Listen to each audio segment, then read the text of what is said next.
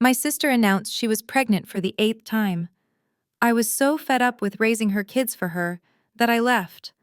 But she called the police to arrest me. And this is what happened. My name is Jasmine, and I am 32 years old. I am a nurse practitioner, and I have spent my entire adult life being the safety net for people who refuse to help themselves.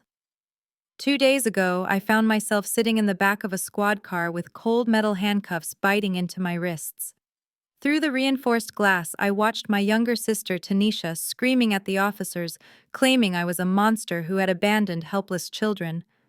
But the only thing I abandoned was the delusion that I could save people who were determined to drown. Before I tell you how I managed to turn the tables and why my brother-in-law is now facing federal charges, please take a moment to hit the like button and subscribe. If you have ever been the black sheep just because you refuse to be the family bank account, let me know in the comments below. This nightmare began exactly 48 hours prior, at what was supposed to be a traditional Sunday dinner at my mother Mama Joyce's house. Growing up, Sunday dinner was sacred, but lately it had become a circus of neglect. As soon as I walked through the door, the smell of burnt macaroni and dirty diapers hit me. The house was vibrating with noise. Tanisha has 7 children ranging from 1 to 10 years old, and they were tearing the living room apart. Cushions were thrown everywhere and juice was spilled on the carpet. In the center of this hurricane sat Brad, my sister's husband. He is a 35-year-old white man who describes himself as a conceptual artist. Yet in 8 years of marriage, he has never sold a single piece of work. He was sprawled out on my mother's recliner wearing noise-canceling headphones and playing a game on his phone, completely ignoring his 3-year-old daughter who was crying at his feet. I took a deep breath and walked to the kitchen to help my mother, but Tanisha stopped everyone. She stood at the head of the table wearing a brand new designer dress that I knew she could not afford. She tapped her fork against her glass, demanding silence. "Everyone listen up," she said with a smug smile that made my skin crawl. "The Lord has decided to bless this family again. Brad and I are pregnant with baby number 8. My mother threw her hands in the air, shouting praises to God. Brad did not even look up from his phone, he just gave a lazy thumbs up. I felt the blood drain from my face. I looked over at Marcus, the oldest nephew. He is 10 years old, and was wearing a winter coat inside the house because he was ashamed of his torn t-shirt. He did not look happy about another sibling. He looked hungry and tired. That was the moment something inside me finally snapped. I looked at Tanisha and realized this was not a blessing. This was a hostage situation, and I was the one paying the ransom. Tanisha cleared her throat and smiled that saccharine smile she uses whenever she wants something expensive. "So Jasmine, since this pregnancy is considered high risk due to my stress levels, I have decided to deliver at the Cedars-Sinai private maternity wing. The deposit is $15,000 and they need the wire transfer by Tuesday morning. I already put your contact information down as the primary billing party." She did not ask me, she informed me. Before I could even process the audacity of demanding a luxury berth while unemployed, Brad chimed in with his mouth full of cornbread. "Yeah, and Jazz, with the new baby coming, the noise level here is killing my creative process. I need a sanctuary. We were thinking I could move my studio into your climate-controlled garage. You are barely using it anyway since you park in the driveway. Just give me the code and I will move my stuff in on Monday." My mother, Mama Joyce, clasped her hands together, beaming at them. "That sounds like a wonderful plan. Jasmine has so much extra space in that penthouse, it is sinful to keep it to herself.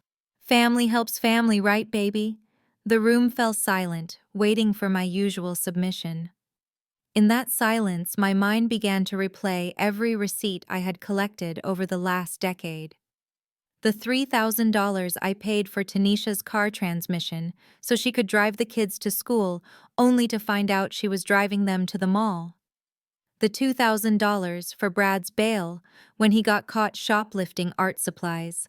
The countless tuition checks, grocery runs, and utility bills. I looked at the 7 children squeezed around the table wearing clothes I bought, eating food I paid for, and I realized that my generosity had not helped them. It had crippled them. I carefully placed my fork down on the china plate.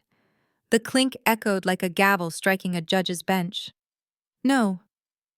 I said the word softly, but it carried the weight of 10 years of resentment.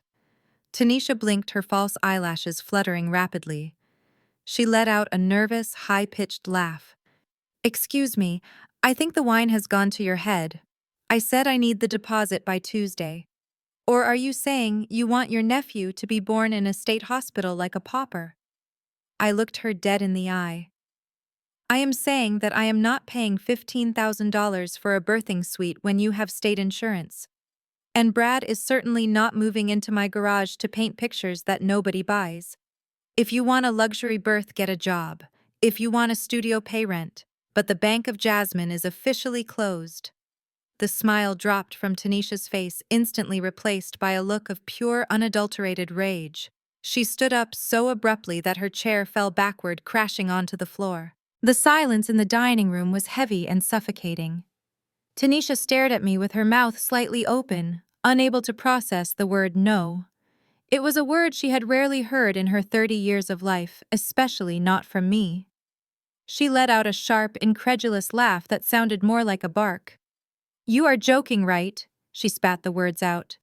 You have to be joking, Jasmine. We already told the hospital you are the guarantor. And Brad needs that garage. What do you expect him to do, paint in the living room with 7 screaming kids while I am trying to recover from a C-section? She looked around the table seeking validation, and of course she found it immediately. Mama Joyce stood up, her hands trembling slightly, not from age, but from indignation. She slammed her palm down on the table, causing the silverware to rattle. Jasmine Marie. She used my full government name, which meant she was switching into matriarch mode. The Bible says, to whom much is given, much is required. The Lord blessed you with that high-paying job and that big empty house so you could be a blessing to your family. Do not let the devil harden your heart over money. Your sister is carrying a life, a gift from God. How can you sit there in your expensive suit eating my food and deny your own flesh and blood? I looked at my mother, a woman whose mortgage I paid off 2 years ago, yet who still looked at me as if I were the villain. I looked at Brad, who had finally paused his video game but only looked annoyed that the argument was interrupting his leisure time. He did not offer to get a job. He did not offer to sell his gaming console. He just waited for me to fold like I always did. But something in me had shifted. I realized that if I gave them the garage today, they would demand the master bedroom tomorrow. There was no bottom to their need. I did not say another word. I simply grabbed my purse from the table. The sound of the leather scraping against the wood was the only sound in the room. I turned my back on them and started walking toward the front door. You are not going anywhere, Tanisha screamed. She moved faster than I thought a pregnant woman could. She scrambled over the pile of toys on the floor and threw herself in front of the door, spreading her arms wide to block my exit. Her eyes were wide and manic. You think you can just walk out? She yelled, causing the baby in the high chair to start wailing in terror. You are selfish, Jasmine. You are just jealous. You are a bitter, lonely woman who wants to punish me because I have a family, and you have nothing but a career. Brad stood up from the recliner, his face darkening. Hey, he shouted, pointing a finger at me. You are upsetting her, Jasmine. Just write the check and apologize so we can finish dinner. I reached for the door handle, my hand inches from Tanisha's shoulder. Move, Tanisha, I said, my voice low and dangerous. I am done. Tanisha shoved me back hard, her nails digging into my silk blouse. I barely had time to process the shove before Tanisha launched into the performance of a lifetime. With a dramatic gasp that would have embarrassed a telenovela actress, she threw herself backward. She did not stumble. She did not slip. She launched herself. She made sure to land on the thick plush area rug rather than the hardwood floor, but she screamed as if she had been thrown down a flight of concrete stairs. Oh God, my baby, she shrieked, clutching her stomach and rolling side to side. My stomach, help me! She pushed me. Jasmine tried to kill my baby. The transformation in the room was instantaneous and terrifying. Brad, who had been too lazy to get his own glass of water 10 minutes ago, suddenly sprang from the recliner with the agility of a professional athlete. He rushed toward me, his face contorted into a mask of aggressive righteousness. "You crazy witch!" he shouted, getting inches from my face, spraying spit as he screamed. "You put your hands on my wife. I saw you. You are trying to kill my kid because you are a jealous, bitter old maid." He shoved me hard against the doorframe. I stood there frozen not by fear, but by the sheer audacity of the lie. I am a nurse. I know what trauma looks like. I watched Tanisha carefully positioning her legs to look more vulnerable while checking to make sure her dress was still flattering. Mama Joyce was on her knees beside her praying loudly. "Jesus, protect this innocent child from the devil in this house." She looked up at me with genuine hatred in her eyes. "Get out, Jasmine. How could you hurt your sister like this?" Through the open front door, I saw the real threat. The neighbors. Mrs. Patterson from across the street was already on her porch phone raised recording everything. Two teenagers were live streaming from the sidewalk. To them, I was not the victim of extortion. I was the well-dressed villain standing over a weeping pregnant woman. Tanisha saw the audience too. She pitched her voice louder so the phones could pick it up. "Why do you hate me, Jasmine?" she sobbed. "I just wanted us to be a family." Then she pulled her phone from her pocket. Her hands were shaking perfectly on cue. "Yes, I need emergency services," she cried into the receiver. "I am at 405 Oak Street. I am pregnant and I have been assaulted. My attacker is still on the premises. She is refusing to leave. Please hurry. I think I am losing the baby." She hung up and looked at me. For a split second, the sobbing stopped and a cold, victorious smirk flashed across her face. "You should have just written the check, Jasmine," she whispered so low only I could hear. "Now it is going to cost you a lot more than $15,000. The police arrived in less than 5 minutes.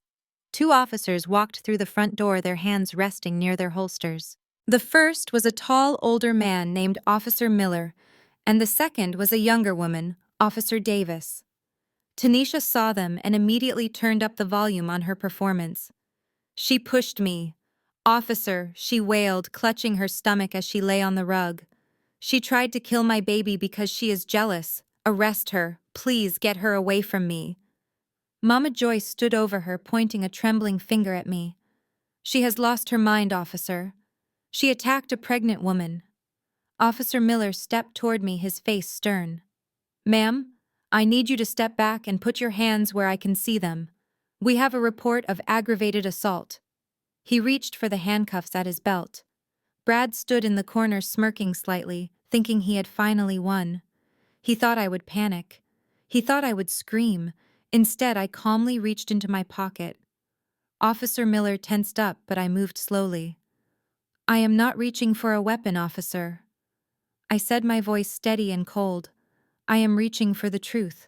I pulled out my phone and opened the smart home application connected to the security camera I had installed in my mother's living room 3 months ago to monitor her blood pressure medication. I tapped the screen and held it up to Officer Miller's face. "Watch this," I said. On the screen, in high-definition night vision, he watched the replay. He saw me standing 5 feet away from Tanisha. He saw Tanisha check her footing, look at the rug, and then deliberately throw herself backward while screaming. He watched Brad rush over to assault me while I stood frozen in shock. Officer Miller watched it twice. Then he looked down at Tanisha, who was still moaning on the floor. "Ma'am," he said to Tanisha, his voice dropping all sympathy, "filing a false police report is a criminal offense. You might want to stand up now." Tanisha stopped crying instantly. Her face went from tragic to furious in a split second. She scrambled to her feet, glaring at me with pure venom. "Fine," she spat. "So she did not push me?" "But you cannot let her leave, officer. Look at these children. She is their primary provider. If she walks out that door, I am pressing charges for child abandonment. These kids need her." Officer Miller looked around the chaotic room at the 7 children who were terrified and crying. He looked back at me, his expression conflicted. "Ma'am, is this true? Are you the legal guardian of these minors? If you have custody, you cannot just walk out on them. Tanisha crossed her arms, smiling triumphantly. She pays for everything she said. She is the only reason they eat. That makes her the guardian. I laughed a dry, humorless sound. Officer, I am their aunt.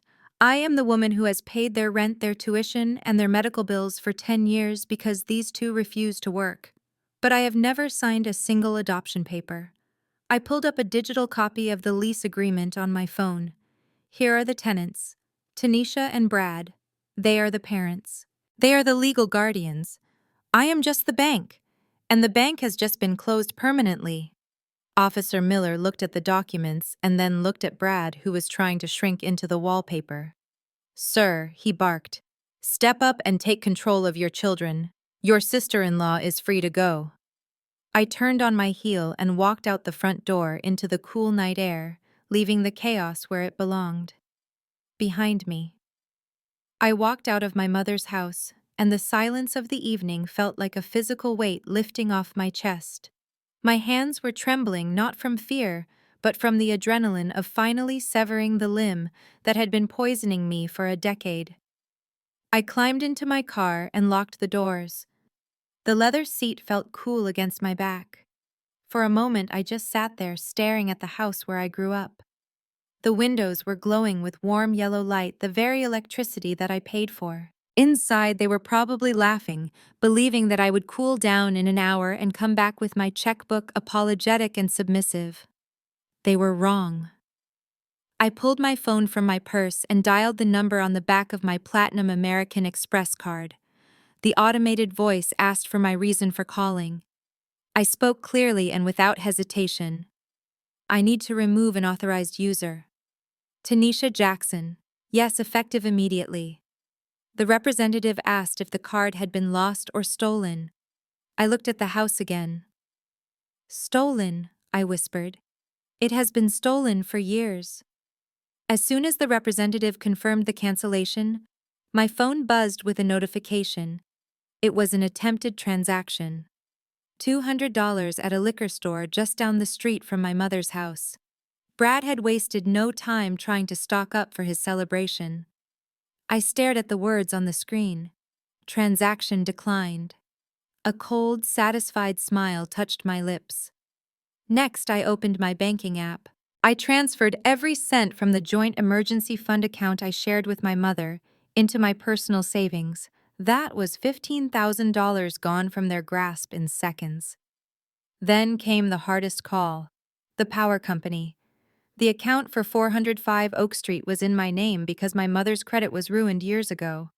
I navigated the menu until I reached a human being. I am moving out, I told the operator. I need to disconnect service at this address immediately. The operator warned me that it would leave the residence without power within the hour. I told her I understood. I put the car in reverse and backed out of the driveway. My phone began to ring. The caller ID flashed Tanisha. I swiped to answer, putting it on speaker as I accelerated down the street. I expected screaming or crying, but Tanisha's voice was disturbingly calm. You think you are smart, don't you, Jasmine? She said. The lights just flickered, and Brad's car just got declined at the store. You are trying to starve us out. I kept my eyes on the road. I am not starving you, Tanisha. I am just refusing to feed the parasites anymore. You wanted to be the head of a household. Figure it out. Tanisha laughed, a low, dark sound that made the hair on my arms stand up. You have no idea who you are messing with. You think money is power. I am going to show you what real power is. You better watch your back, sister dear, because by tomorrow morning, you are going to wish you had just written that check.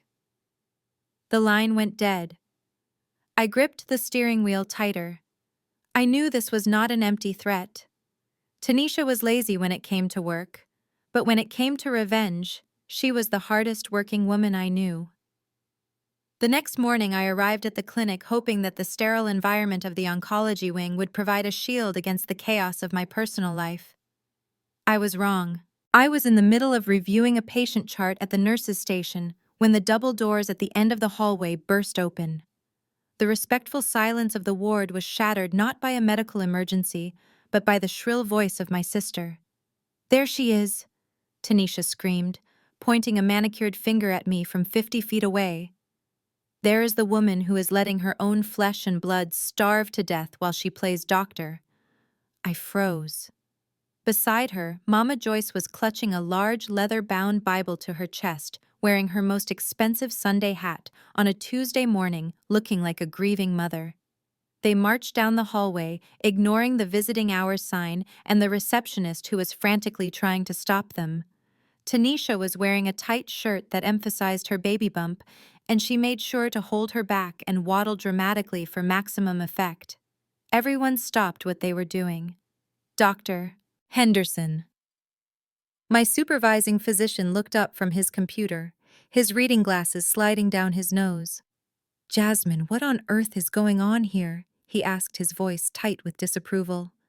I stepped out from behind the counter, my face burning with a heat that had nothing to do with fever. "Tanisha, please lower your voice," I hissed, trying to herd them away from the patient rooms where people were fighting for their lives. "This is a place of healing, not a reality TV show stage. You need to leave right now." Tanisha laughed, a loud barking sound that echoed off the linoleum floors. "Oh, now you want to talk?" she yelled, turning to face the waiting room full of patients. "You did not want to talk last night when you cut off the power to my children's house." She looked at an elderly woman in a wheelchair seeking an audience. "Can you believe it, ma'am? My sister here makes 6 figures, but she turned off the lights on 7 children and a pregnant woman." Mama Joyce stepped forward, placing a heavy hand on my shoulder. "We are just here to pray for you, baby," she said loudly enough for the entire staff to hear. "We are here to pray that the Lord softens your stone heart before it is too late. You are embarrassing the family, Jasmine. Just give your sister back her credit card and turn the electricity back on so we can leave." It was a masterclass in manipulation. To the outsiders, I looked like the cold, unfeeling villain, and they were the desperate family trying to survive. I saw the judgment in the eyes of the other nurses. They did not know about the gambling. They did not know about the fraud. They only saw a pregnant woman crying. Security was already on their way, but the damage was done. Tanisha grabbed a stack of health brochures from the counter and threw them into the air like confetti. "I am not leaving until I get what belongs to my kids," she shrieked. "You owe us, Jasmine. You owe us for everything." "Dr. Henderson stood up and walked over to me. His face was unreadable, but his tone was final. "Jasmine, get them out of here. Now. You have 10 minutes to fix this family drama, or do not bother coming back after your shift." As 2 security guards grabbed Tanisha by the arms, she looked back at me and smiled a terrifying grin that promised this was only the opening act. I sat in the oversized leather chair across from Dr. Henderson's mahogany desk, trying to stop my hands from shaking. The air conditioning hummed a low, monotonous drone that felt deafening in the silence. Outside this soundproof office, my sister was being dragged off the premises, but inside my entire career was hanging by a thread. Dr. Henderson took off his wire-rimmed glasses and rubbed the bridge of his nose, a gesture I knew meant he was exhausted and losing patience. "Jasmine, you are one of the best nurse practitioners this hospital has," he began, his voice devoid of its usual warmth. "But we are a private institution catering to high-profile clients. We cannot have domestic disputes playing out in our lobby." He turned his computer monitor around to face me. On the screen was a live stream. My stomach dropped. It was Tanisha's feed. She was filming from the sidewalk outside the hospital, crying about how the wealthy medical establishment was discriminating against a poor pregnant black woman. The video already had 5,000 views. The comments were flooding in, calling for a boycott of the hospital and demanding my termination. "She is weaponizing her pregnancy." "Jasmine," Dr. Henderson said quietly, pointing at the scrolling text. "And unfortunately, it is working. The board has already called me. They want to know why we employ someone who abandons children." I felt a cold shiver run down my spine. This was not just about $15,000 for a birthing suite anymore. This was a targeted assassination attempt. Tanisha knew that my job was my shield. It was the only thing that separated me from the poverty she chose to live in. If she took away my license, she took away my power. She wanted to drag me down into the mud with her, so I would have no choice but to rely on the same toxic system she did. It was not just greed, it was envy. She could not stand that I had escaped the cycle. Dr. Henderson leaned forward, his eyes locking onto mine. "I bought you some time," he said. "I told the board you are the victim of harassment, but I cannot hold them off forever. You have 48 hours to make this go away, Jasmine. If there is one more incident, one more scene, or one more viral video linking your name to this hospital, I will have to place you on indefinite administrative leave without pay. Do you understand?" I nodded, my throat too tight to speak. I understood perfectly. Tanisha had declared total war. She did not just want my money, she wanted my destruction. I stood up and smoothed out my scrubs. "It will be handled, Dr. Henderson," I said, my voice sounding steadier than I felt. "I promise you it ends today." As I walked out of his office, I realized that playing defense was no longer an option. Tanisha wanted a villain, so I decided I would become the villain she feared most. The one who wins. I pulled out my phone and dialed the number of the private investigator I had hesitated to call earlier. I needed dirt. I needed leverage. And I needed to know exactly why Tanisha was so desperate for money that she would burn down my life to get it. I barely made it to my car before my phone started vibrating so violently it felt like a live wire in my pocket. I expected another angry text from Tanisha or a guilt-tripping voicemail from my mother. I was not prepared for what I saw when I unlocked the screen. My notifications were a blur of red badges: Facebook, Instagram, TikTok.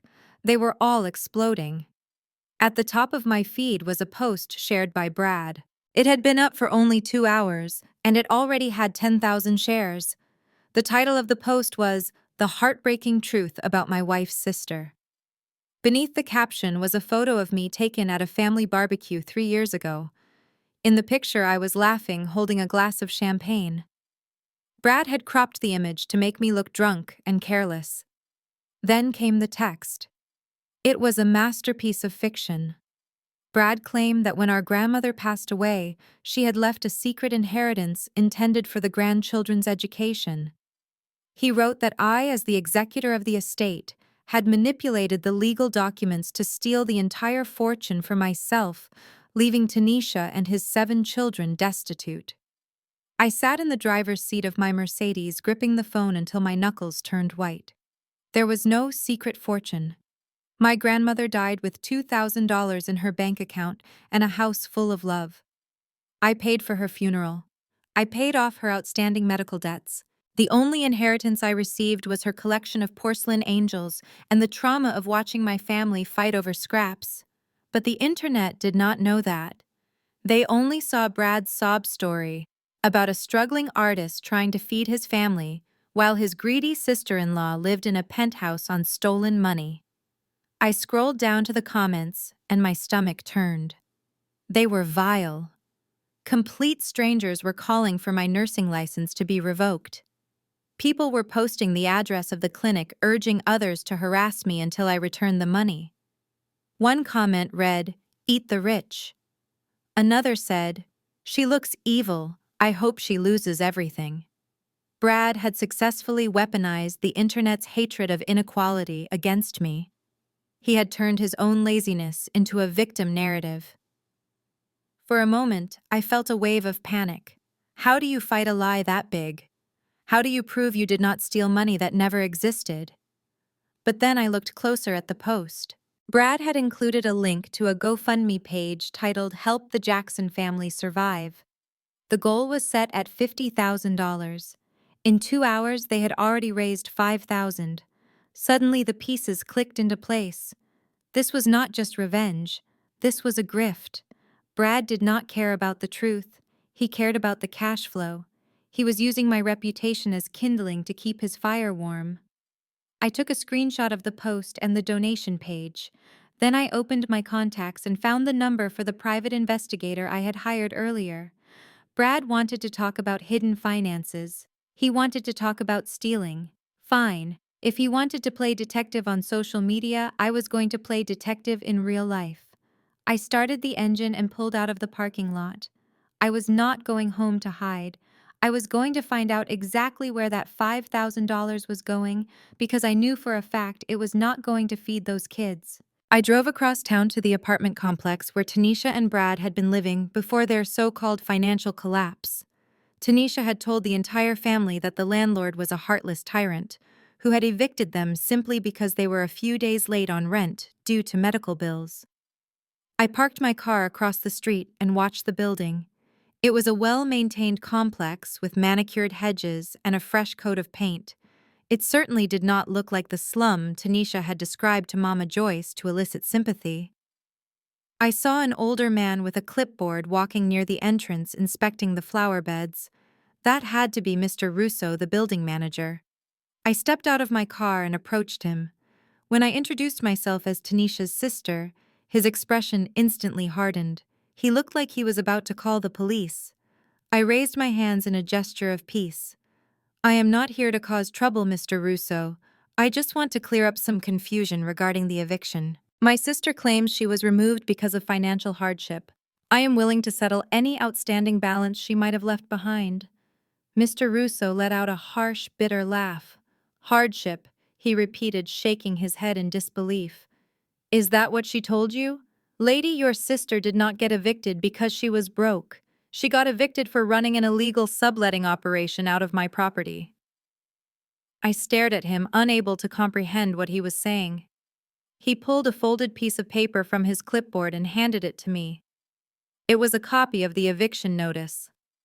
The cause for termination was listed clearly as lease violation unauthorized subleasing. Mr. Russo crossed his arms and spilled the truth. Tanisha and Brad had moved out of the apartment 3 months ago.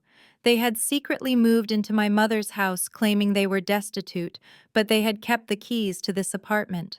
Instead of returning it to the landlord, they had rented it out to 3 college students for $2,000 a month in cash. They were double-dipping, living rent-free at my mother's house while collecting illegal rent from this apartment. But where did the money go? I asked, my voice trembling with rage. Mr. Russo pointed to a security camera mounted above the lobby door. That husband of hers, Brad. He came by on the 1st of every month to collect the cash from the students. I caught him last week when the neighbors complained about the noise. He was counting a stack of $100 bills right there in the parking lot. He told me he needed the liquidity for his art investments. I felt sick to my stomach. There was no poverty, there was no struggle. Tanisha had dragged her 7 children into a crowded house, with my mother disrupting her peace and draining her resources, not because they had nowhere to go, but because they wanted to turn their previous home into a cash cow for Brad. They had turned their own homelessness into a business model. I thanked Mr. Russo and took a picture of the eviction notice. As I walked back to my car, I realized that Tanisha was not just a victim of Brad's laziness. She was his accomplice. They were running a con on the entire family, and I had just found the smoking gun. I parked my car a block away from Lincoln Elementary School and walked to the chain-link fence near the basketball courts. It was recess, and hundreds of children were running around screaming with joy, but my eyes scanned the crowd for only one face. I found him sitting alone on a rusted metal bench, his hood pulled up over his head, despite the warm afternoon sun. Marcus. My 10-year-old nephew looked like a shadow of the vibrant boy he used to be. His shoulders were hunched, and he was staring at his sneakers, which were held together by gray duct tape. I called his name softly through the fence. He looked up, and for a second his eyes lit up with hope before being replaced by fear. He looked around nervously to make sure no one was watching before walking over to me. "Auntie Jazz," he whispered, gripping the fence with his small fingers. "You shouldn't be here. Mom said if we talk to you, the police will take us away." My heart broke into 1,000 pieces. They were using fear to silence a child. I reached into my purse and pulled out a large turkey sandwich and a juice box I had bought on the way over. I passed them through the gap in the fence. Marcus tore into the sandwich like he hadn't eaten in days. He didn't even chew, he just swallowed bites whole. I watched him fighting back tears of rage. "Slow down, baby," I told him gently. "When did you eat last?" He paused, wiping crumbs from his mouth.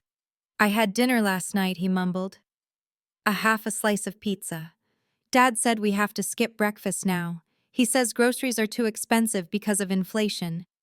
I felt the blood boil in my veins. Inflation. That was the lie Brad told to cover his greed.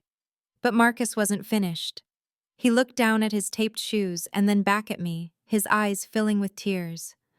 "But Auntie Jazz," he whispered, his voice trembling. "If we are so poor, why did Dad come home with new shoes yesterday? He brought home a box of retro Jordans. He hid them in the trunk of his car, but I saw them. He told us we have to sacrifice for the new baby, but he spent $200 on sneakers while my stomach hurts." I reached through the fence and squeezed his hand. I needed him to know he wasn't crazy and he wasn't alone. "Listen to me, Marcus," I said, my voice fierce and steady. "You are not going to be hungry anymore. I promise you. I need you to be brave for me just a little longer. Do you know where your dad keeps his papers? The ones he hides from your mom?"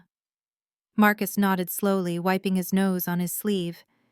"He keeps a box under the passenger seat of his car. He thinks we don't know. But I know." I told him to get back to class before the bell rang. As I watched him walk away clutching the empty juice box like a treasure, I knew I had crossed a line. This wasn't just about money anymore. This was war. And I was coming for everything Brad loved, starting with those shoes. I watched Marcus run back toward the school building, his oversized backpack bouncing against his small frame. Once he disappeared behind the double doors, I looked down at the crumpled ball of paper in my hand. It felt heavy like a stone. I walked back to my car and sat in the driver's seat, locking the doors before I dared to open it. I smoothed the paper out on the leather steering wheel. It was not a drawing. It was not a note from his teacher. It was a screenshot that had been printed out on Tanisha's home printer. The ink was low, causing streaks across the page, but the numbers were undeniable. At the top of the page was the logo for a popular sports betting application. Below that was a profile name that I recognized immediately: Big Brad Art. I scanned down to the account summary section. My breath hitched in my throat.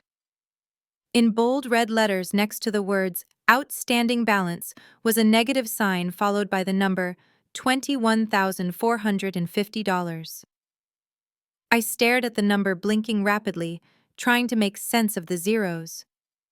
This was not a few dollars lost on a friendly poker game. This was the price of a car.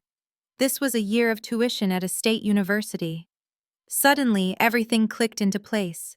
The pieces of the puzzle that had been confusing me for years finally snapped together to form a picture of absolute negligence. The reason Brad never had money for groceries, despite Tanisha claiming he was selling art online. The reason they were evicted from their apartment, despite the subletting income I had discovered earlier. The reason Marcus was starving while Brad bought new sneakers. Brad was not just lazy, he was a gambling addict. He was betting on fantasy football leagues and basketball games, chasing a high, while his children went to bed with empty stomachs. I felt a wave of nausea wash over me. I thought about every check I had written to Tanisha over the years. I thought about the cash I slipped into her purse when she cried about needing diapers. I had not been feeding my nieces and nephews.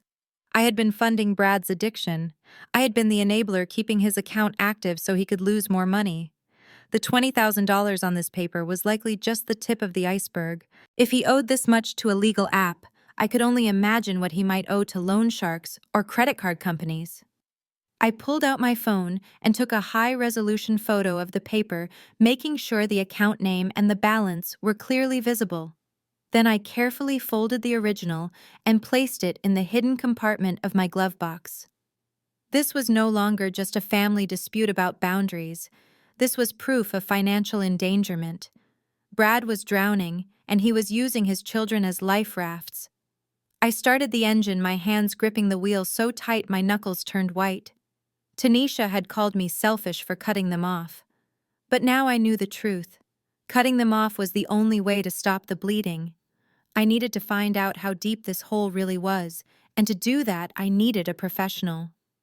It was time to call the private investigator I had been hesitating to hire. I was done playing nice. I was going to turn over every rock in Brad's life, and I was going to expose whatever crawled out from underneath. That night, I sat in my home office with the lights off, except for the glow of my laptop screen and a single desk lamp. The shadows in the room felt heavy, matching the weight in my chest.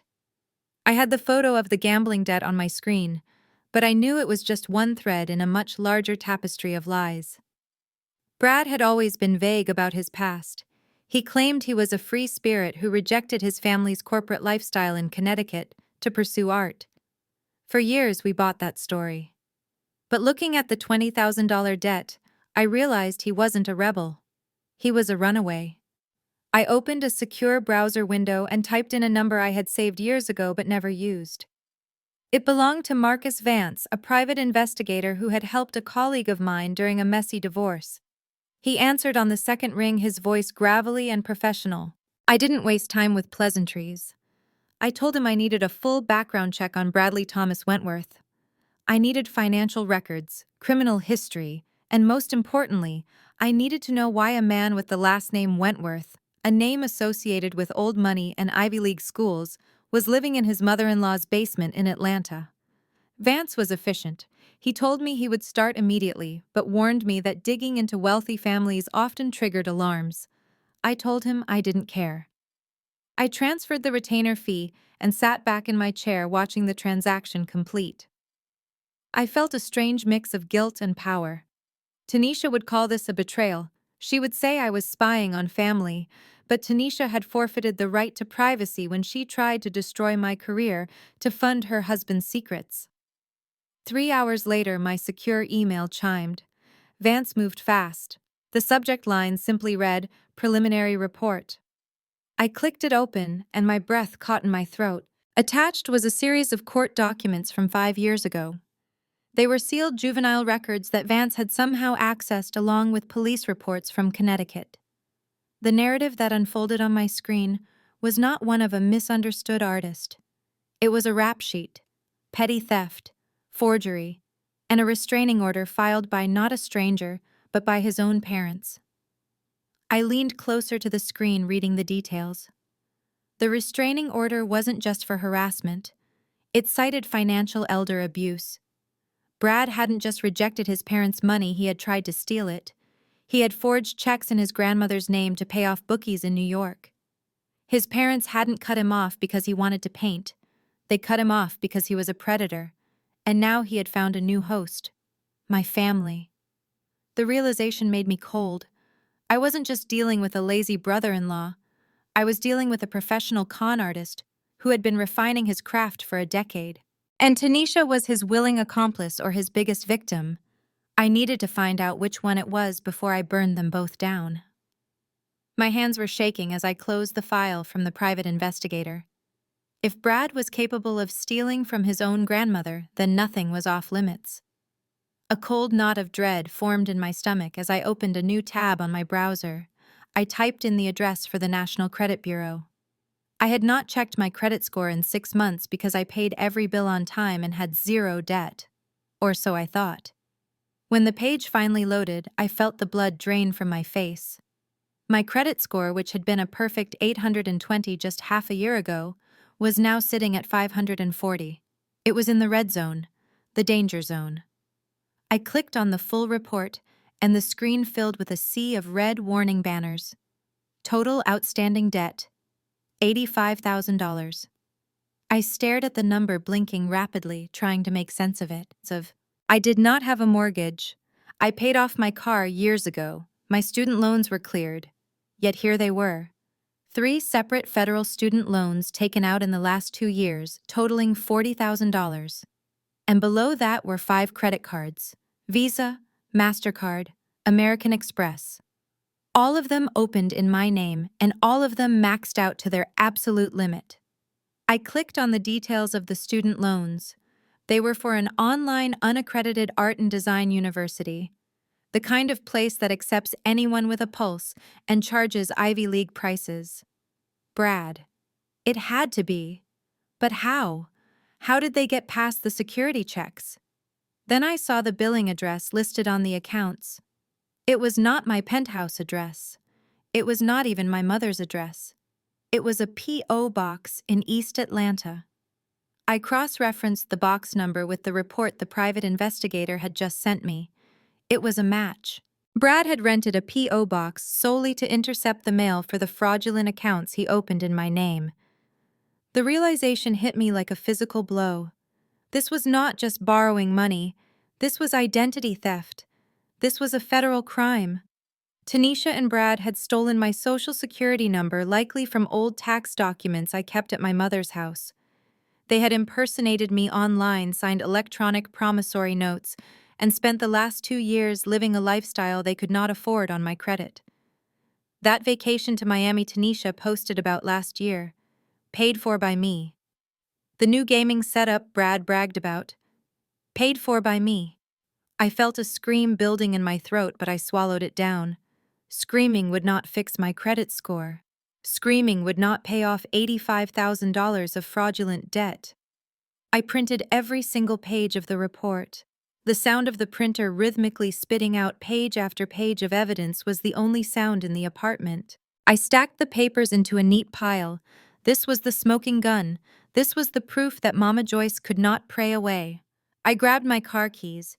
It was time to show my mother exactly who she was protecting. She wanted me to be a blessing to the family. Well, I was about to bless them with the truth. I drove to my mother's house with the stack of financial records riding in the passenger seat like a silent passenger. The house was unusually quiet when I arrived because Tanisha and the kids were out spending money they did not have. I found Mama Joyce in the dining room sitting at the head of the mahogany table that I had bought for her 2 Christmases ago. I did not hug her. I did not ask how she was feeling. I simply walked to the opposite end of the long table and sat down. The physical distance between us felt like a canyon. I slid the thick manila envelope across the polished wood. It stopped right in front of her hands. "Open it," I said, my voice flat and devoid of emotion. Mama Joyce looked at the envelope and then at me. She let out a long, weary sigh as if my presence was a burden she had to endure. "Jasmine, if this is about the electric bill, I already told you that Tanisha is going to pay you back when Brad sells his paintings." "It is not about the electric bill, Mama," I interrupted. "Look at the papers." She put on her reading glasses and slowly pulled out the credit reports and the student loan applications. I watched her eyes scan the pages. I waited for the shock. I waited for the outrage. I waited for her to realize that her son-in-law had committed a federal crime against her own daughter. But the outrage never came. Instead, she just shook her head and placed the papers back on the table. "So they borrowed your name," she said casually, removing her glasses. "They were desperate, Jasmine. Brad told me he needed to build his credit score so they could buy a house and move out. He said he just needed a co-signer, but you were being difficult, so he did what he had to do to provide for his family." I stared at her. My mouth went dry. "You knew," I whispered. "You knew they forged my signature. You knew they stole my identity and you said nothing." Mama Joyce slammed her hand on the table. "Don't you dare raise your voice at me in my house." Yes, I knew. And I told them it was wrong, but I also know that family helps family. You have perfect credit, Jasmine. You have a high-paying job. A few loans are not going to hurt you, but sending your pregnant sister's husband to jail over some paperwork, that is evil. You are prioritizing money over blood." I felt a coldness spread through my chest that was absolute and final. In that moment, I realized that my mother did not see me as a daughter. She saw me as a resource. To her, I was just an insurance policy for Tanisha's mistakes. She honestly believed that Tanisha's right to be comfortable superseded my right to be safe. "It is a felony, Mama," I said, standing up and taking the folder back. "It is not borrowing, it is theft." And since you seem to think it is acceptable, I guess you won't mind explaining that to a judge. Mama Joyce stood up too, her face twisting with anger. If you call the police on them, you are no daughter of mine. You will destroy this family. I looked at the woman who gave birth to me, and I realized the family was already destroyed. She had broken it the day she decided one daughter was the golden child and the other was the sacrifice. I walked out of the house without looking back. She wanted me to save the family. I was going to save myself instead. I sat there in the dim light of my home office, staring at the glowing screen until my eyes burned. The initial background check had hinted at trouble, but the supplementary file Marcus Vance sent over 20 minutes later painted a portrait of a sociopath. I opened the folder labeled Connecticut Incident. Inside were scanned copies of police reports that had been buried under expensive lawyers and family connections. 7 years ago in Hartford, Brad had been involved in a single vehicle collision. He claimed he swerved to avoid a deer totaling his Porsche Cayenne. The insurance payout was $60,000, but the investigator notes revealed the truth. Traffic cameras showed no deer. The skid marks were inconsistent with a swerve. They were consistent with a deliberate crash. He had staged the accident to pay off gambling debts. His family's lawyers had managed to reduce the charges to reckless driving to avoid a felony conviction, but the insurance company had blacklisted him for life. But that was not the worst part. I clicked on the next document. It was a sworn affidavit signed by Eleanor Wentworth, Brad's mother. The woman Tanisha was so desperate to impress. The document detailed a theft that had occurred 2 weeks before Brad left Connecticut for good. His grandmother was suffering from dementia, living in the family estate. Brad had volunteered to sit with her during the weekends. During those visits, he had systematically emptied her jewelry box, replacing diamonds and vintage pearls with high-quality paste replicas. He stole $50,000 worth of heirlooms from a confused, dying woman who trusted him. I felt bile rise in my throat. This was the man who sat at my mother's table and preached about family values. This was the man who judged me for being a career woman while he lived off the spoils of elder abuse.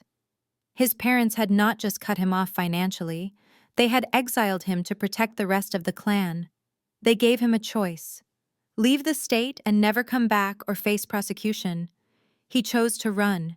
He chose to find a new victim. And he found Tanisha. I looked at the picture of Brad from his booking photo. He looked younger, but the arrogance in his eyes was the same. He did not care about art. He did not care about the baby coming. He was a parasite looking for a host, and he had drained Tanisha dry. Now he was trying to latch on to me. I printed the affidavit and held it in my hands. The paper felt heavy with betrayal. Tanisha thought her husband was a misunderstood genius, rejected by a cruel, wealthy family. She had no idea she was sleeping next to a monster who robbed his own grandmother. I knew what I had to do. Confronting Brad would be useless. He was a professional liar. Confronting Tanisha would be futile. She was too deep in denial. I needed to go to the source. I needed to talk to the people who knew exactly what Bradley Thomas Wentworth was capable of. I picked up my phone and searched for a number in Greenwich, Connecticut. It was time to introduce myself to my in-laws. I stood before the floor-to-ceiling windows of my penthouse, watching the Atlanta skyline glittering below me like a sea of diamonds. From this height, the cars looked like toys and the people were invisible. It was peaceful up here, quiet, controlled, everything my life had not been for the last 48 hours. In my hand, I held the thick file containing the evidence of Brad's fraud and Tanisha's complicity. The logical part of my brain, the nurse practitioner who dealt with facts and triage, told me to drive to the precinct right now. If I handed this file to the police tonight, Brad would be in cuffs by morning. But then I thought about Tanisha's performance at the hospital. I thought about the thousands of strangers online calling me a monster. I thought about Mama Joyce sitting at that mahogany table, justifying a felony because of family loyalty. If I had Brad arrested quietly, Tanisha would spin the narrative again. She would cry to the church. She would tell the internet that I used my expensive lawyers to frame her husband because I was jealous of their love. She would play the martyr, and the community would rally around her. And worst of all, she would keep the children. Brad would go to jail, but Tanisha would raise the next generation to be just like him. Number. A quiet victory was not enough. I needed a kill shot. I needed to dismantle their lies in a way that was so public and so irrefutable that not even my mother could deny it. I needed to cut the head off the snake in front of the entire village. I turned away from the window and picked up my phone. It was late, but I knew David, my attorney, would answer. He picked up on the first ring. I did not waste time. I told him everything: the gambling debt, the identity theft, the elder abuse in Connecticut. David listened in silence, his breathing the only sound on the line. When I finished, he let out a low whistle. "Jasmine, this is a slam dunk," he said. "We can get him for fraud, larceny, and identity theft.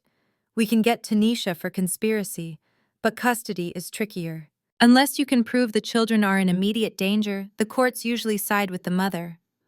I looked at the photo of Marcus and his taped shoes.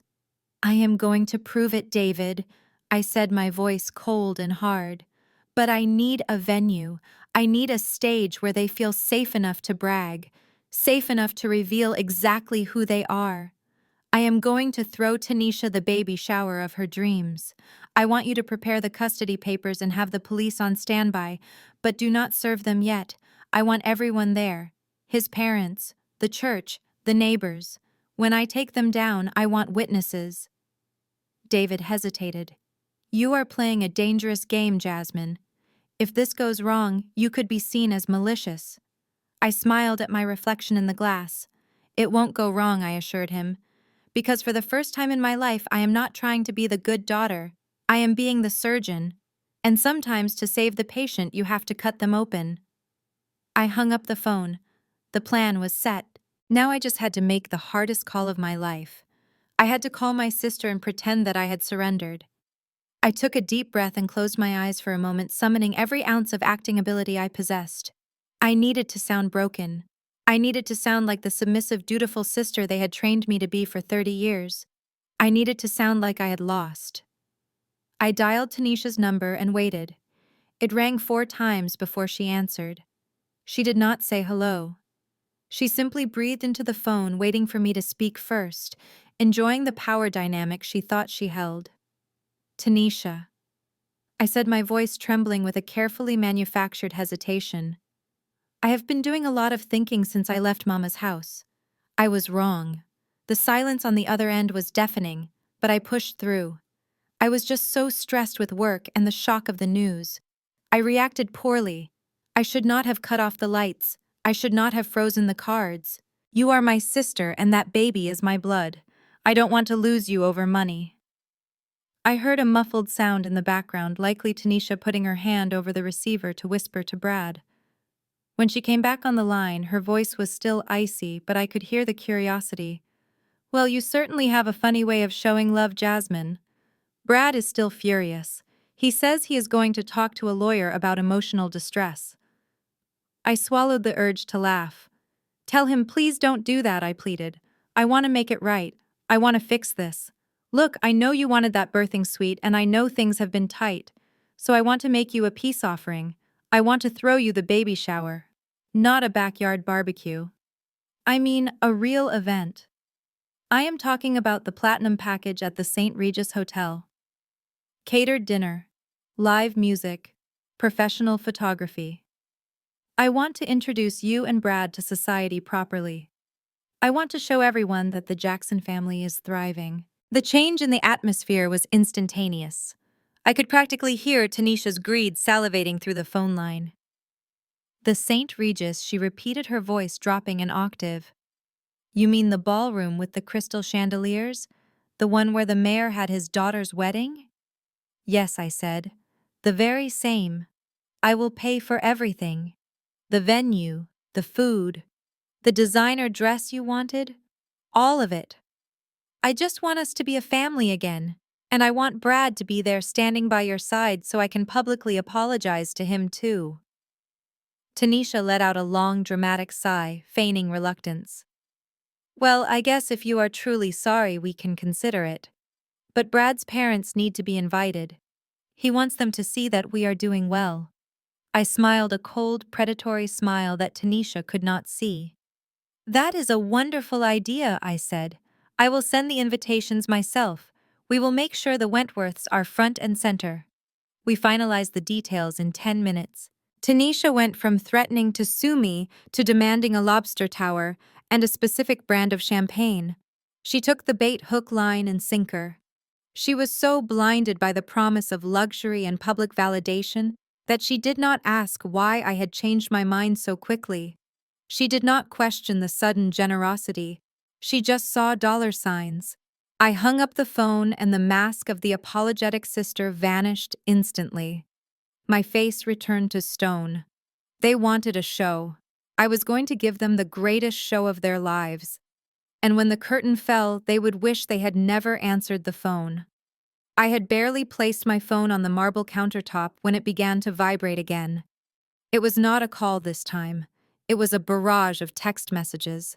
The name on the screen was Brad.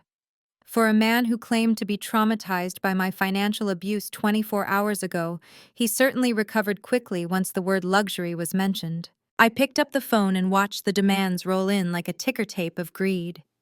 He did not start with thank you. He did not start with an apology for calling me a witch online. His first message read, "Make sure the bar is stocked with Blantons, the single barrel." My dad drinks nothing else. I typed back a simple thumbs up emoji. The next message arrived seconds later. "We need a seafood tower, not the small ones. I want Maine lobster tails and king crab legs. Tanisha has been craving shellfish."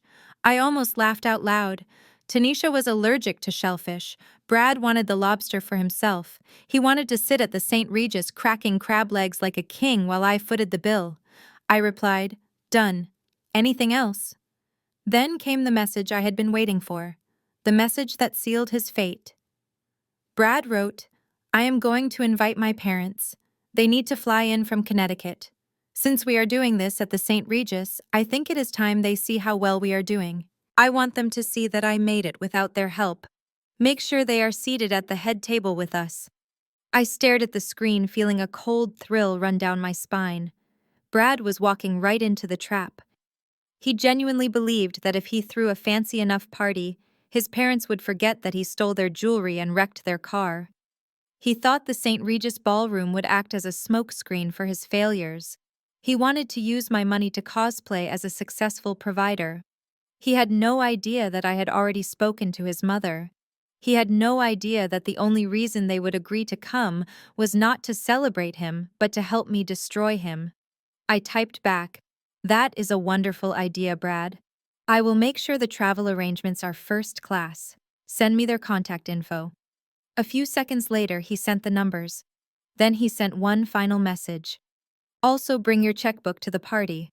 The realtor for that house we want needs the gift letter signed for the down payment. We can do it before the speeches." I looked at the words gift letter.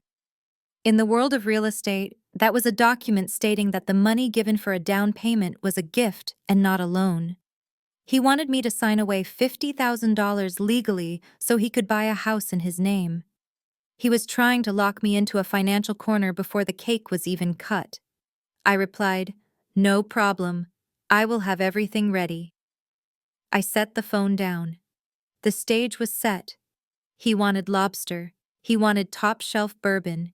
He wanted his parents front and center. And he wanted my signature. I was going to give him all of it. But the signature he was going to get wasn't on a check. It was going to be on a witness statement. "Enjoy the lobster, Brad," I whispered to the empty room. "It is going to be your last meal as a free man." The lobby of the Four Seasons was quiet, the kind of quiet that money buys. I sat in a velvet armchair watching the revolving doors. At exactly 2 o'clock, Mrs. Wentworth walked in. They did not look like people coming to a family reunion. They looked like board members arriving for a hostile takeover. Eleanor Wentworth was draped in cashmere, her silver hair coiffed to perfection. while Harrison Wentworth walked beside her in a bespoke suit that cost more than my sister's car. They spotted me and approached with an air of weary resignation. I stood up to greet them, but Eleanor waved her hand, dismissing the pleasantries. "Let's make this quick, Ms. Jackson," she said, her voice crisp and cool. "We only flew down here because you said Bradley was involved in significant legal trouble that could impact the Wentworth estate. If this is just another one of his schemes to beg for money, you can tell him the bank is closed." I motioned for them to sit. "It is not a scheme, Mrs. Wentworth," I said, sliding a leather portfolio across the low table. "It is an intervention, but not for Brad, for his children." They looked at the folder with distaste. To them, their grandchildren were abstract concepts, distant relatives they had never met and had no interest in knowing, especially since they were born of a marriage they disapproved of. Harrison opened the file. The first photo was of Marcus standing in the schoolyard in his taped shoes. The second was the eviction notice. The third was the gambling debt. I watched their faces closely. I expected pity. I expected sadness. Instead, I saw cold, hard fury, not because their grandchildren were suffering, but because a Wentworth was living in squalor. Harrison's face turned a shade of crimson that matched the carpet. "He is gambling," he muttered, his voice low and dangerous. "He is gambling $20,000 while his son walks around looking like a beggar. This is unacceptable. A Wentworth does not live like this." Eleanor pointed a manicured nail at the photo of the eviction notice. "We gave him a trust fund," she hissed. "A small one, but enough to get started. He told us he was investing in a gallery. He told us he was a patron of the arts." She looked up at me, her eyes narrowing. "Is this true? Is he really living in your mother's basement?" "He is," I confirmed. "And he is using your name to run scams. He is telling people he is the heir to the Wentworth fortune to get lines of credit. He is ruining your reputation down here. And if he gets arrested for the identity theft he committed against me, the headlines won't just say local man arrested. They will say Wentworth heir charged with fraud." That was the trigger, the threat of public scandal. Harrison slammed the folder shut. "We are done protecting him," he said. "We cut him off to teach him a lesson, but clearly he has not learned. He is a parasite." Eleanor looked at me with a newfound respect. "What do you need us to do?" she asked. I leaned forward. "I am throwing a party tomorrow night. A baby shower. He thinks you are coming to validate him. He thinks you are coming to give him money. I need you to come. I need you to smile. And then when the moment is right, I need you to tell the truth. I need you to tell everyone exactly who Bradley Wentworth really is." Harrison stood up, buttoning his jacket. "We will be there. And we will make sure he never uses our name to con another soul again." As they walked away, I realized that Brad had made a fatal error. He thought his parents hated me because I was black or because I was working class. He was wrong. They hated failure. And tomorrow night, they were going to erase their biggest failure permanently. I arrived at the house holding a heavy black garment bag emblazoned with the gold logo of the most expensive boutique in Lenox Mall. Tanisha did not greet me at the door. She simply reached out and snatched the bag from my hands, her eyes wild with anticipation. She did not ask how I paid for it. She did not ask if I was okay. She just wanted to know if it sparkled. I watched her retreat into the bathroom to change her movements, frantic and greedy, like a child tearing into Christmas wrapping paper. I sat on the edge of the sofa, trying to ignore the sticky juice stains on the cushions. Mama Joyce was in the kitchen humming a hymn, convinced that her prayers had fixed the family fracture. She had no idea that I was not here to mend fences. I was here to dress the turkey before roasting it. The bathroom door creaked open and Tanisha stepped out. It took every ounce of self-control I possessed not to gasp in horror. The dress was a floor-length gown covered in thousands of gold sequins. I had deliberately purchased it 2 sizes too small. It was a mermaid cut, which was the least forgiving silhouette possible for a woman 8 months pregnant. The fabric was stretched so tight across her midsection that I could see the outline of her belly button through the sequins. Her chest was spilling out of the neckline in a way that was not alluring but alarming. She looked like a sausage casing wrapped in tinfoil. But when Tanisha looked in the hallway mirror, she did not see the truth. She preened, turning side to side, admiring the way the light caught the cheap plastic sequins. She ran her hands over her hips, her face glowing with pure, unadulterated vanity. "Look at me," she whispered, her voice thick with self-satisfaction. "I look like a queen. Brad is going to lose his mind when he sees this. He always said I should have been a model." She turned to me, expecting validation. Well, she demanded, spinning around so the skirt bunched up awkwardly around her swollen ankles. "What do you think? Do I look rich?" I smiled a smile that didn't reach my eyes. "You look unforgettable, Tanisha," I said. "You are going to be the brightest thing in the room." I was not lying. She looked ridiculous. She looked like a caricature of wealth, a desperate attempt to mimic class without understanding it. The dress was loud, tacky, and ill-fitting. It was the perfect costume for the role she was about to play. The fool. Mama Joyce came out of the kitchen and clasped her hands together. "Oh, baby, look at you," she cooed, wiping a tear from her eye. "You look like royalty." "See, Jasmine, I knew you would come through. This is what sisters do. They make each other shine." Tanisha walked back toward the mirror, blowing a kiss to her reflection. She was completely absorbed in her own fantasy. She thought the tight fit was sexy. She thought the gold was glamorous. She had no idea that I had chosen this dress specifically because it restricted her movement. When the walls started closing in on her tomorrow night, she literally would not be able to run. She was trussed up and ready for the slaughter, and she was too busy admiring the packaging to notice the knife in my hand. "Wear it in good health, Tanisha," I thought as I stood up to leave. "It is the last nice thing you are ever going to own." The VIP holding room at the St. Regis was draped in velvet and smelled of fresh orchids and expensive perfume. But underneath it all there was the distinct scent of desperation. Brad was pacing back and forth in a tuxedo that I knew he had rented using one of the credit cards he stole from me. He checked his watch every 30 seconds. When I walked in, he practically lunged at me. "Did you bring it?" he asked, his eyes darting to my purse. He did not ask how I was. He did not say hello. He just wanted the signature that would unlock his future. I reached into my bag and pulled out a sleek leather folder. "I have the check, Brad," I said, keeping my voice low and submissive. $50,000, just like you asked." His eyes widened, and he reached for it, but I pulled it back slightly. "There is just one thing. My accountant said that because of the size of the gift and the tax implications, I need you to sign an acknowledgement of receipt. It is just a formality so the IRS doesn't flag my accounts."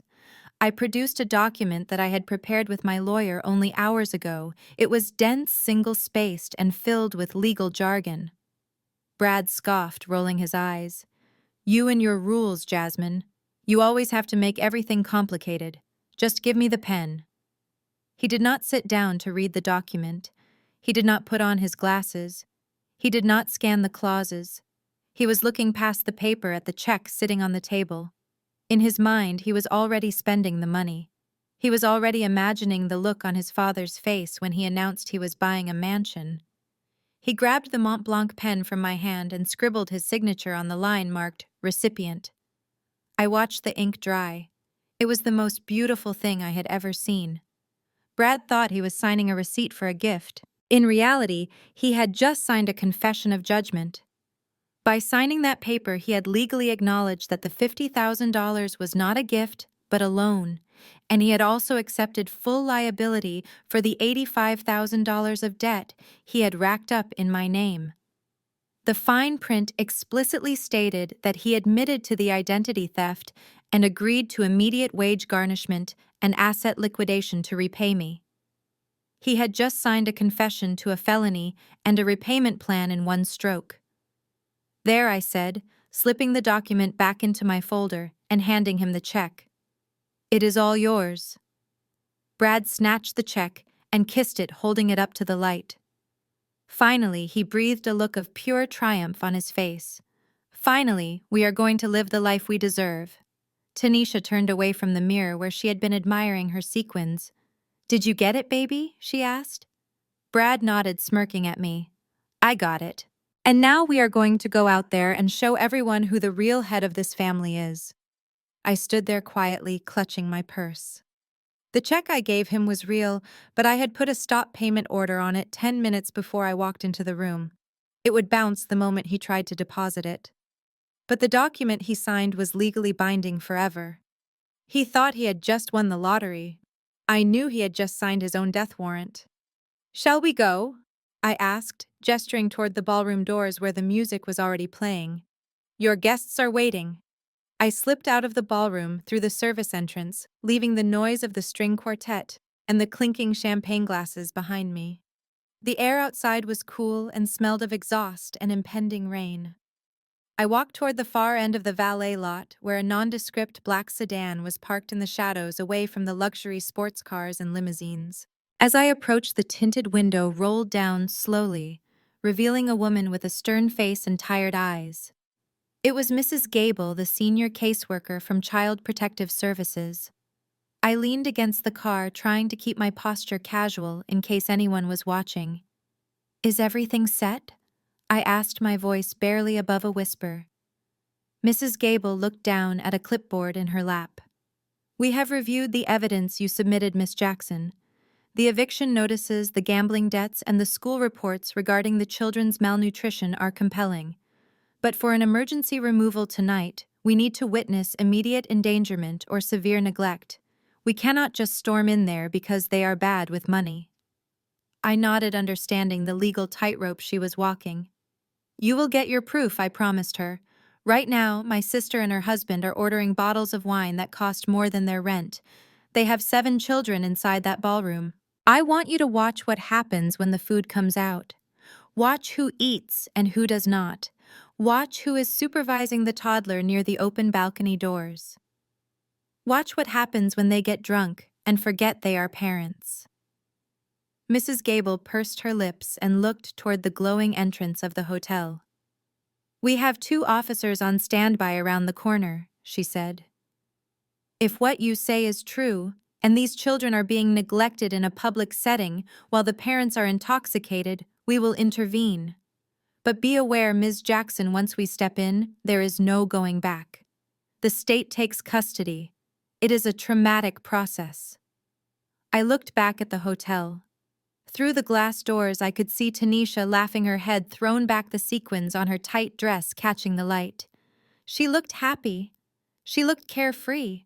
She looked like a woman who had successfully scammed her way to the top. I thought of Marcus and his hungry eyes. I thought of the baby Tanisha was carrying, a baby she was already using as a bargaining chip. I know the cost, I said, my voice steady. But leaving them with those 2 is not a life. It is a slow death. I would rather they be traumatized for one night than starved for a lifetime.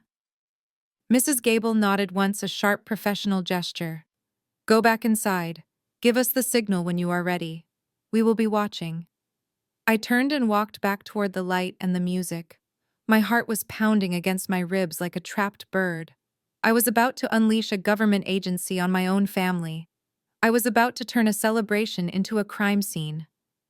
I adjusted the strap of my dress and pushed the guilt down into the pit of my stomach. I was not the villain here. I was the rescue team, and the operation was about to begin. I stood in the center of the St. Regis ballroom, watching the crew hoist the massive 20-foot LED screen into place. It rose slowly toward the crystal chandeliers like a monolith. To the hotel staff and the event planners, this was just another extravagant decoration for a wealthy family's celebration. They assumed the screen would display a montage of cute baby photos, sonograms, and perhaps a sentimental video of Tanisha and Brad's love story. They had no idea that they were installing the weapon that would end my sister's marriage. I walked over to the audio-visual technician, a young man named Kevin who looked exhausted. Is it ready? I asked. He nodded, handing me an HDMI cable. All set, Ms. Jackson. We tested the resolution. It is crystal clear. Do you want to do a final run-through of the file? I took the cable and plugged it into my laptop. My hands were steady. I opened the presentation software and clicked on the file simply labeled The Truth. I hit play. On the giant screen behind me, the first image appeared. It was not a baby picture. It was the screenshot of Brad's $20,000 gambling debt. The red numbers were 10 feet tall, glowing ominously in the dim room. I clicked Next. The eviction notice for unauthorized subleasing. Next. The police report from Connecticut detailing the theft of his grandmother's jewelry. Next. The credit report showing the student loans taken out in my name. It was a slideshow of destruction. Every slide was a nail in their coffin. I watched the images cycle through high-definition evidence of their greed and criminality. It was perfect. I closed the laptop and unplugged the cable. Leave it on standby, I told Kevin. I want it to be black until I give the signal. He gave me a thumbs up, not asking questions about the content he had just seen. In this industry, you learn to ignore the dirty laundry of the rich. As the crew began to pack up their gear, leaving the room in a heavy, expectant silence, my phone buzzed on the table. I looked down at the screen. It was a text from Tanisha. Even at midnight the night before her big day, she was hustling. The message read, "Hey sis, just a reminder.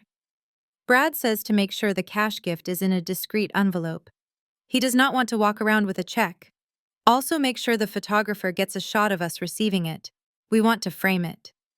I stared at the words, feeling a cold smile spread across my face. They were so predictable.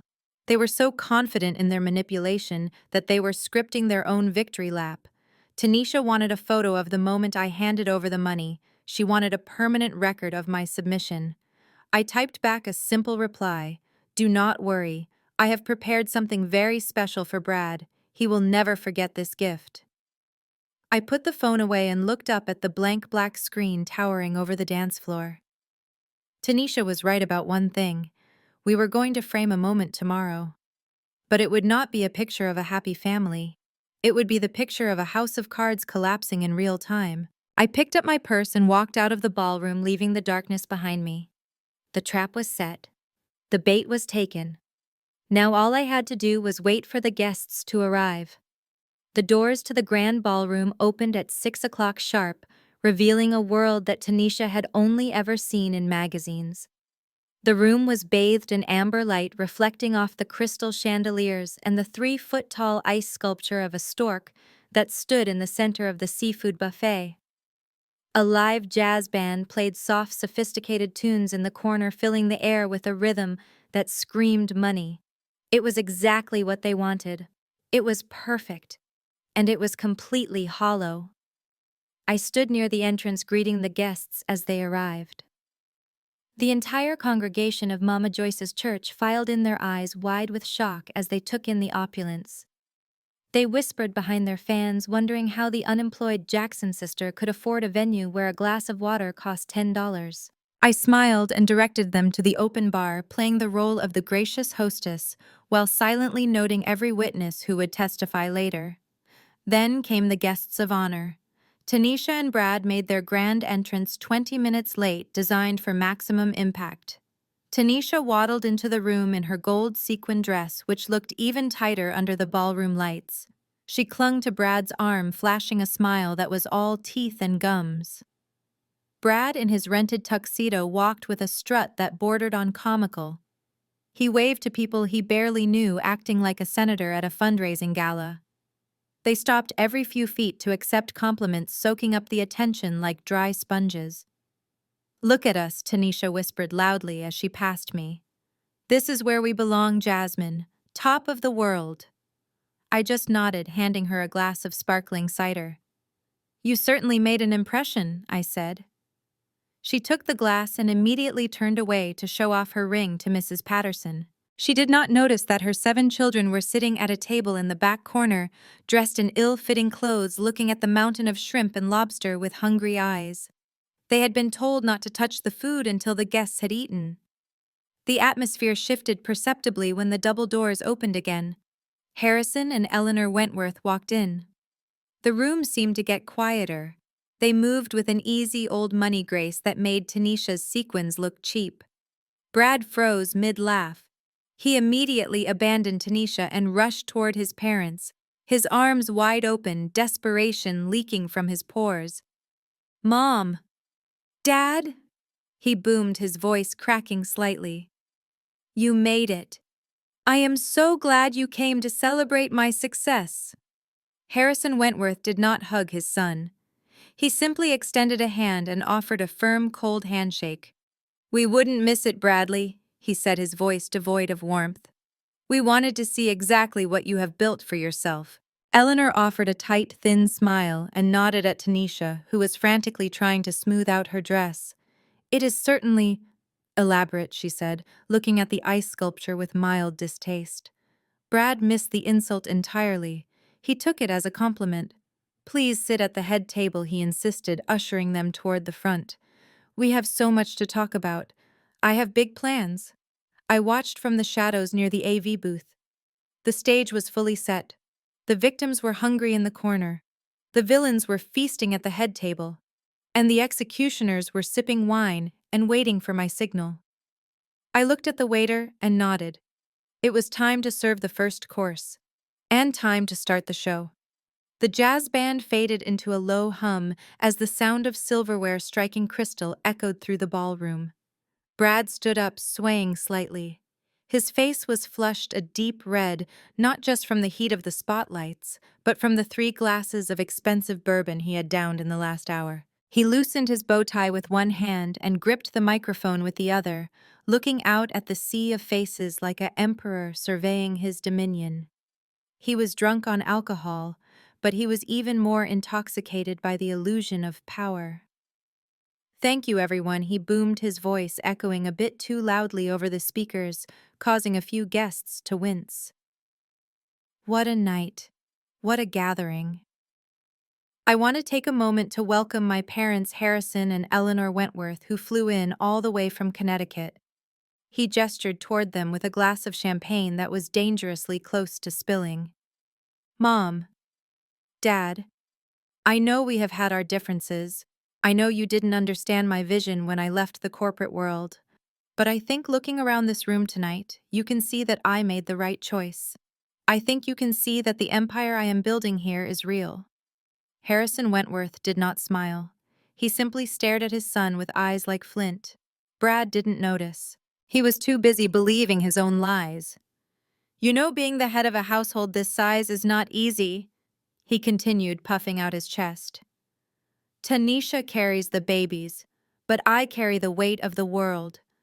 The financial planning, the investments, the real estate deals. It takes a strong man to steer a ship this big through the storm of the economy. And I have done it. I have kept a roof over our heads and food on our table through sheer grit and artistic genius." A ripple of confused whispering moved through the room. The church members knew Tanisha was always borrowing money.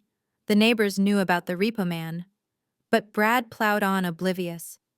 "And I want to give a special shout out to my sister-in-law, Jasmine. Stand up, Jazz. Don't be shy." I stood up slowly, my face a mask of polite neutrality. The spotlight swung over to me, blinding me for a second. Brad grinned, a sloppy, wet smile. "You know, folks, every king needs a court jester. I am kidding.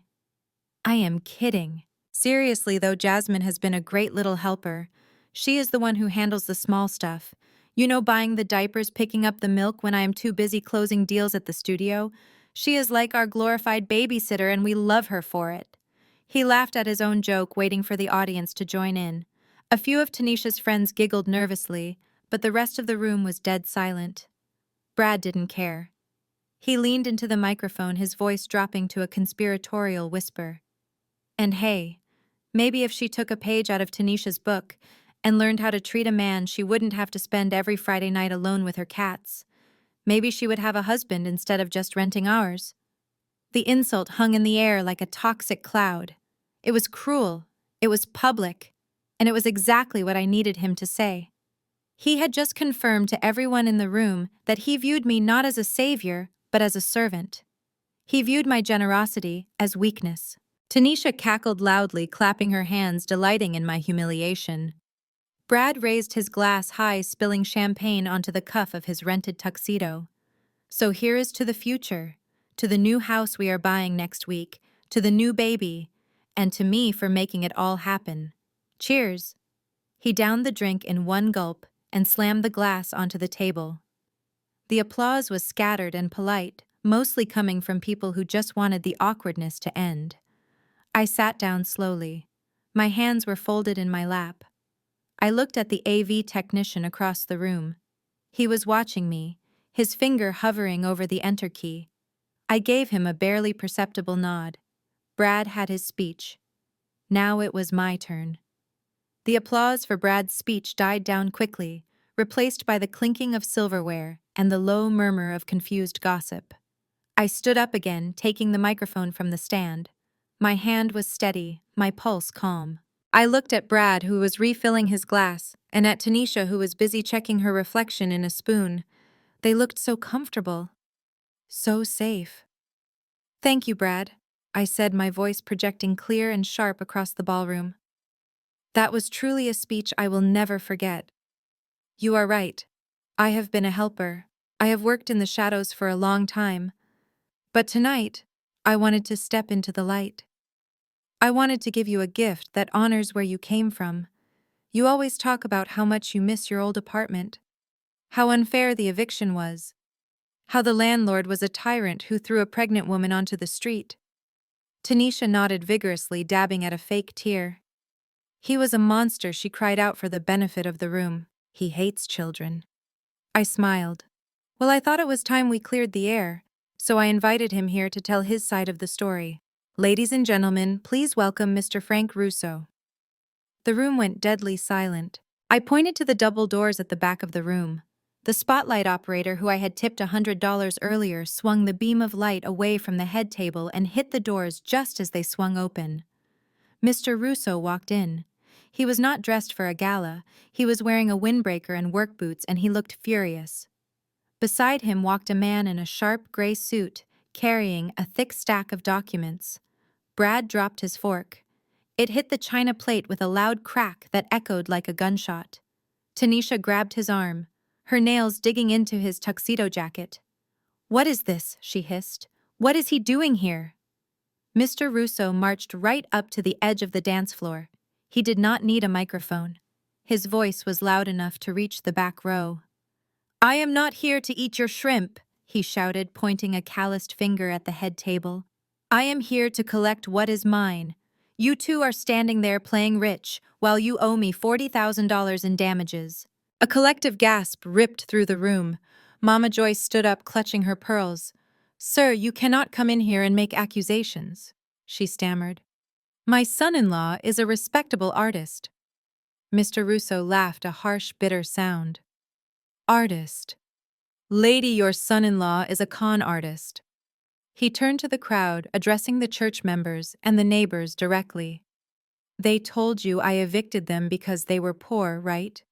They told you I threw them out because they couldn't pay rent. That is a lie. I evicted them because for 6 months they were not living there. They were subletting my property to 3 college students for cash under the table." He motioned to the lawyer beside him, who stepped forward and placed the stack of papers onto the head table right next to the lobster tower. "This is a lawsuit for breach of contract fraud and extensive property destruction," Mr. Russo continued. "You took cash from those students and you let them destroy my unit. Holes in the drywall, cigarette burns on this carpet, mold in the bathroom. You pocketed the money to buy those fake shoes while you let my investment rot. And now you are going to pay for every cent of it." Brad stood up, his face turning from red to a pale, sickly white. "Now hold on, Frank," he stammered, trying to block his parents from seeing the papers. "We can talk about this. This is a misunderstanding. I was going to pay you." "You are served," the lawyer said, simply cutting him off. "You have 30 days to respond, or we move for a default judgment." Tanisha jumped up, knocking over her water glass. "You are a liar," she screamed, her voice shrill and panicked. "Jasmine put you up to this. She paid you to lie. Get out! Security, get him out!" But the security guards did not move. I had instructed them to stand down. I watched Tanisha unzip her facade in real time. The guests were whispering frantically now. The image of the struggling parents was shattering. They weren't evicted because of hardship. They were evicted for greed. Mr. Russo looked at me and nodded once, a gesture of grim respect. Then he turned and walked out, leaving the lawsuit sitting on the table like a bomb that had just detonated. Brad stared at the papers, his hands shaking. Harrison Wentworth picked up the top document and began to read, his face hardening into stone. I leaned into the microphone again. "Well, that was unexpected," I said, my voice dripping with false sympathy. "But Tanisha, you said you wanted the truth to come out tonight, and we are just getting started." Kevin hit the lights. The room plunged into darkness. The only light came from the massive LED screen behind me, which suddenly flickered to life. The appetizer was over. It was time for the main course. The massive LED screen flickered to life, bathing the darkened ballroom in a soft, sentimental blue glow. A giant high-definition image of a sonogram appeared. It was the baby Tanisha was currently carrying. A collective awe rippled through the crowd. Tanisha wiped her eyes, smiling at the image, believing that despite the interruption with the landlord, I was finally giving her the tribute she deserved. The slide changed to a photo of the 7 children standing in the front yard. They looked small and ragged, but the lighting made them look angelic. Then the music cut out. It did not fade. It stopped abruptly with a jarring scratch. The screen glitched for a fraction of a second before the sentimental images were replaced by something stark and clinical. A spreadsheet. It was blown up to 20 feet tall, so even the people in the back row could read the fine print. The header read, "Monthly Cash Flow Analysis." I stepped back into the spotlight, my voice cutting through the confused silence. Tanisha likes to tell everyone that it takes a village to raise a child. And she is right. This village, the church, the neighbors, the state, you have all contributed to the Jackson Family Fund. But I think you deserve to know where your investment is actually going. I clicked the remote. The spreadsheet highlighted a row in bright yellow. Date, the 1st of the month. Description, state assistance for minors. Credit, $4,200. That is the money the government sends to feed these 7 children, I explained, pointing at the screen. It is deposited at 9 in the morning. Now look at the next line. I clicked again. A row in bright red appeared underneath it. Timestamp, 9:15 in the morning. Description, transfer to DraftKings Sportsbook. Debit, $4,000. The room gasped. It was a physical sound, like the air being sucked out of the space. Tanisha's mouth fell open. Brad scrambled out of his chair, knocking it over. "Turn it off!" he screamed, waving his arms frantically at the AV booth. "This is illegal. You cannot show my private banking records. Turn it off now." I ignored him. Kevin, the technician, ignored him. I clicked the remote again. A new document appeared. This one was a tuition invoice from the private school where the 3 eldest children were supposed to be enrolled. 2 months ago, the church held a special collection, I said, looking directly at Mrs. Patterson, who was sitting near the front. "You raised $3,000 to pay for Marcus's tuition because Brad said he was being kicked out for lack of payment. You gave that money in cash." I clicked the button. A copy of a receipt appeared on the screen. It was from Best Buy. The date was the day after the church collection. The items listed were a PlayStation 5, a 70-inch 4K television, and $300 worth of virtual currency for a video game. Mrs. Patterson stood up, her face purple with rage. She pointed a trembling finger at Brad. "You told me Marcus needed books," she shouted, her voice shaking the rafters. "You told me he was crying because he could not go to class. I gave you my pension money, Bradley." Brad looked around the room, sweat pouring down his face. He held up his hands. "It was an investment," he stammered, trying to shout over the growing murmur of the crowd. "I stream my games online. People make millions doing it. I was buying equipment to start a business to pay you all back. I laughed, a cold sound amplified by the speakers. A business. Let us look at the returns on your business, Brad. I clicked the final slide of this segment. It was a graph showing his win-loss ratio on the betting app. It was a steep red line plunging straight down. Net loss, year to date, $21,000. You are not an entrepreneur, Brad. I said, my voice hard as iron. You are a thief. You stole the food out of your children's mouths. You stole the retirement money from these old ladies. And you took the state benefits meant for shoes and coats and bet them on football games you lost.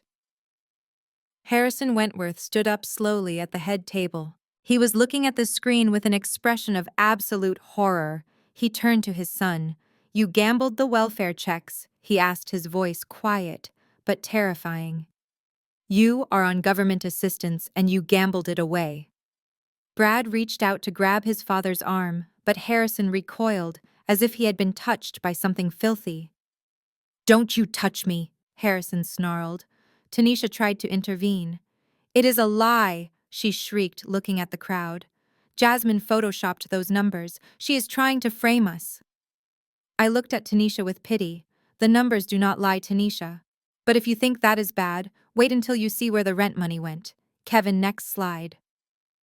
The silence in the ballroom was different now. Before it was the silence of shock, but now it was the silence of anticipation. The spreadsheet on the giant screen faded to black, leaving the room in total darkness for a heartbeat. Then a single thin green line appeared horizontally across the LED wall. It was a digital audio waveform. It sat there static and ominous like the flat line on a heart monitor. I lowered the microphone slightly, looking directly at Tanisha. She was still standing near the head table, clutching her purse, her chest heaving with a mix of rage and denial. She wanted to believe the numbers were fake. She wanted to believe I was the villain. But I had one last piece of evidence that could not be photoshopped. I had the truth from Brad's own lips. You can argue with spreadsheets, Tanisha, I said softly, my voice echoing through the hushed room. You can claim the bank made a mistake. You can claim I forged the documents. But you cannot argue with this. I hired a private investigator, Tanisha. And in the state of Georgia, only one party needs to consent to a recording. Brad didn't know he was being recorded when he met his friend for drinks last Tuesday, but my investigator was sitting right at the next table. I nodded to Kevin. Play it. The green line on the screen jumped to life, spiking jaggedly in time with the sound of clinking beer bottles and background chatter. Then Brad's voice filled the room. It was not the polished voice he used for his speech. It was slurred, arrogant, and unguarded. Man, you gotta stop worrying about the bills, Brad's voice boomed. The clarity was terrifying. It sounded like he was standing right next to Tanisha. The gravy train isn't going to stop. Tanisha is pregnant again. A second voice, the investigator's contact, laughed. Again. Bro, do you even like kids? Brad's voice scoffed. Hell no. They are loud and they smell. But every time she pops one out, her sister writes a check. Jasmine is so obsessed with being the savior she will pay for anything as long as there is a baby involved. It is the perfect hustle. I keep Tanisha barefoot and pregnant, and Jasmine pays the mortgage. It is passive income, baby. Tanisha froze. Her hands went to her stomach instinctively. The color drained from her face, leaving her ashen beneath her heavy makeup. Brad lunged toward the AV booth again, knocking over a chair. Stop it! He screamed, his voice cracking with panic. That is a deepfake! That is AI! She made it up. But the recording continued louder and crueler. But what about Tanisha? The other voice asked. Doesn't she get suspicious? Brad laughed, a sound that was pure malice. Tanisha. Please. That girl is dumb as a box of rocks. I tell her she is a queen and she believes it. I tell her I am an art investor and she believes it. She is desperate for a man to validate her. I married her because her sister is rich, not because she is a prize. Honestly, if the checks stop coming, I am out. I can't stand her voice anyway. The waveform flatlined. The recording ended. For 10 seconds, nobody breathed. The cruelty of the words hung in the air, suffocating the room.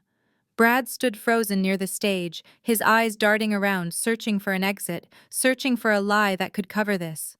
But there was no lie big enough. He had just called his wife stupid and admitted to using her body as a financial tool in front of her mother, her pastor, and his own parents. I watched Tanisha. She did not scream, she did not attack him, she looked like she had been shot. She turned slowly to look at Brad. The arrogance was gone from her face, replaced by a hollow, devastating realization. The man she had defended against me, against our mother, against the world for 10 years, had just confirmed her deepest, darkest fear. That she was unlovable. That she was just a means to an end. "You said I was smart?" she whispered, her voice barely audible. "You told me I was the only one who understood your vision." Brad reached out, his hands shaking. "Baby, listen to me. That was just locker room talk. I was drunk. I didn't mean it. I was just trying to impress the guys." Harrison Wentworth stood up abruptly, his chair scraping loudly against the floor. He walked over to his son and looked him up and down with absolute disgust. "You are not a man," he said, his voice cutting like a razor. "You are a predator, and you are a disgrace to my name." Tanisha looked at me. Her eyes were wide and filled with tears, but for the first time in years, they weren't looking at me with jealousy. They were looking at me with shame. She realized that while she was playing dress-up in a sequin gown, I was the only person in the room who actually cared enough to tell her the truth. The illusion was gone. And all that was left was the wreckage. The echo of Brad's voice from the recording seemed to linger in the air like a foul odor. He looked around the room, his eyes wide and frantic, seeking an ally, but finding only disgust. He turned toward his mother, expecting the unconditional coddling he received from Tanisha, but Eleanor Wentworth was not Tanisha. She moved across the dance floor with a terrifying grace, her face set in a mask of icy rage. Brad opened his mouth, likely to utter another lie or a plea for money, but he never got the chance. Eleanor pulled her hand back and struck him. The sound of her palm connecting with his cheek was sharp and violent, cracking through the silence of the ballroom like a whip. Brad stumbled back, clutching his face in genuine shock. He had never been disciplined in his life, and to receive it now in front of 200 people was a humiliation that shattered his fragile ego instantly. "You are vile!" Eleanor spat, her voice trembling not with sorrow, but with fury. "We sent you money because you said the baby needed surgery. We sent you checks because you said your studio flooded. You told us you were building a legacy, but you were just building a cage for these children and laughing about it. You are not just a liar, Bradley. You are a thief. And you are a disappointment that I can no longer bear." Harrison stepped up beside his wife, placing a protective hand on her shoulder. He looked at his son with the cold detachment of a CEO firing an embezzling employee. "Do not look at us for help," Harrison said, his voice carrying to the back of the room. "We are done. Effective immediately, you are cut off from the trust. You are cut off from the estate. And do not think for a second that we will pay for your legal defense. In fact, I am going to make sure Jasmine has access to our family attorneys to ensure you are prosecuted to the fullest extent of the law. We are not funding your defense, son. We are funding your prosecution." Brad looked as if he had been punched in the gut. His safety net had not just been removed, it had been set on fire. He turned to Tanisha, but she was staring at the floor, her arms wrapped around her stomach as if trying to physically hold herself together. Suddenly, Mama Joyce rushed forward from her table, pushing past the stunned guests. She looked frantic, her carefully constructed image of the perfect matriarch crumbling around her. "Stop this!" she cried, waving her hands at the Wentworths. "Everyone, please calm down. Calm. This is a family matter. We do not need to air our dirty laundry in front of the church. We can go to the back and pray on this. We can find a path to forgiveness. Brad made a mistake, but he is still the father of these children." She turned to the crowd, forcing a strained smile.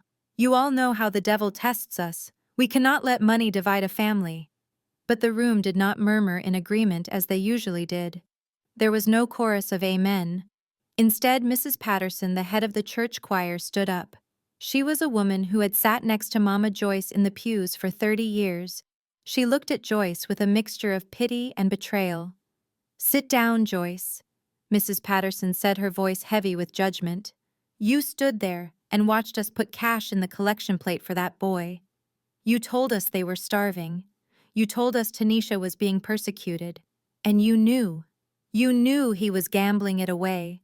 You knew he was stealing from your own daughter. Mama Joyce stammered, her eyes darting around the room. I didn't know the extent. I just wanted to keep the peace. There is no peace in a lie, Mrs. Patterson shot back. You enabled a thief because you wanted to look good. You sacrificed Jasmine to protect a man who just called your other daughter a box of rocks. You should be ashamed of yourself. The crowd erupted in murmurs of agreement.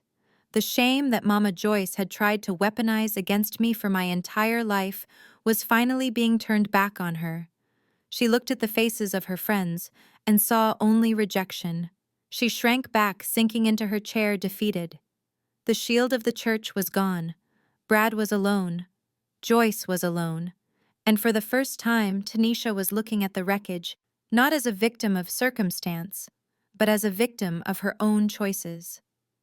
I stood by the AV booth and watched the house of cards fall.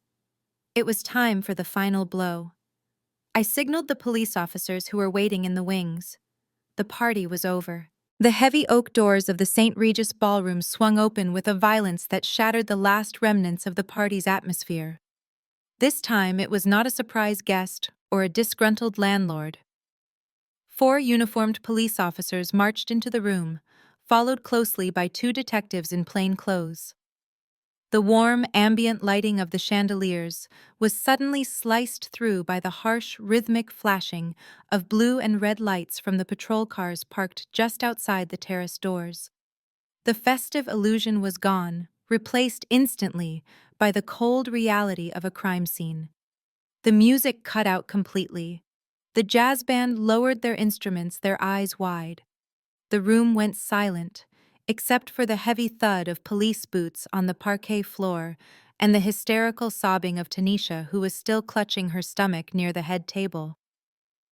The officers did not look around. They knew exactly who they were coming for. They moved with a terrifying efficiency straight toward the head table where Brad was trying to wipe the sweat from his forehead with a trembling hand. One of the detectives, a tall man with a badge clipped to his belt, stepped into the spotlight. Bradley Thomas Wentworth, he announced, his voice booming without the need for a microphone. You are under arrest.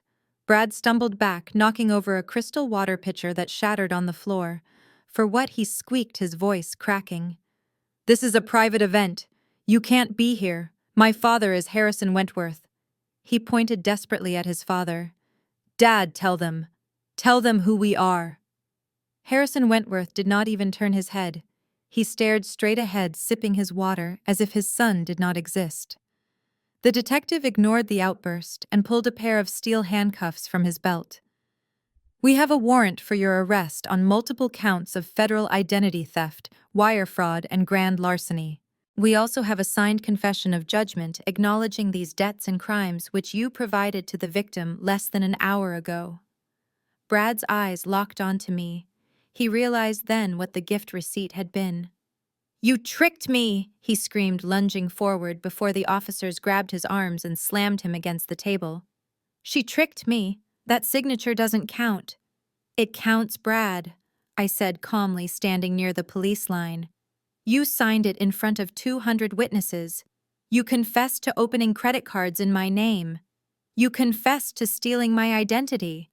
And now you are going to prison for it. The officers wrenched Brad's arms behind his back, and the sound of the handcuffs ratcheting shut echoed through the silent room. He began to weep loud, ugly sobs that sounded more like a child throwing a tantrum than a man facing justice. But the police were not done. The second detective turned toward Tanisha. Tanisha Jackson, he said, please place your hands behind your back. Tanisha froze, her eyes bulging. Me, I didn't do anything. I am pregnant. You can't arrest a pregnant woman. It was all him. He did the gambling. I just signed what he told me to sign. Ignorance is not a defense for conspiracy, ma'am, the detective replied, stepping closer. You are listed as a co-signer on the fraudulent accounts. Furthermore, we have probable cause to detain you for child neglect and endangerment based on the evidence presented tonight regarding the misuse of state funds intended for your children. Tanisha shrieked a sound so piercing that several guests covered their ears. My babies! You are trying to take my babies! Jasmine, stop them! Tell them I am a good mother. I looked at her, at the sequin dress that cost more than Marcus's tuition, and I felt nothing but a deep, weary sadness. I can't do that, Tanisha, I said softly. Because a good mother feeds her children before she buys lobster. A good mother doesn't let her husband gamble away the heating bill. From the side of the room, Mrs. Gable and her team from Child Protective Services moved in. They were gentle but firm, guiding the 7 confused and frightened children away from the scene. Marcus looked back at me, his eyes wide with fear. I nodded to him, mouthing the words, "It will be okay." He didn't smile, but he stopped fighting, allowing the social worker to lead him out the side door, away from the spectacle of his parents in cuffs. The officers marched Brad and Tanisha out through the center of the ballroom. The guests, the church members, the neighbors parted like the Red Sea, creating a path of shame. Brad hung his head defeated, but Tanisha kept screaming, blaming everyone but herself, until the doors finally closed behind them. The flashing lights faded, leaving the room in a stunned silence. The party was over. The cleanup was just beginning. The officers paused near the exit, allowing Tanisha one final moment of dignity that she did not deserve. The ballroom was silent, save for the heavy breathing of the crowd who watched the scene unfold with a mixture of horror and fascination. Tanisha's face was a ruin. The waterproof mascara she had applied so carefully hours ago was now streaking down her cheeks in thick black rivulets, making her look like a tragic clown. The sequins on her dress, which had sparkled so defiantly earlier, now looked cheap and garish under the harsh glare of the emergency lights. She stopped struggling against the officer's grip and locked eyes with me. For the first time in her life, the arrogance was completely gone. There was no smugness, no superiority, no belief that she was the golden child who could do no wrong. There was only raw, animalistic fear.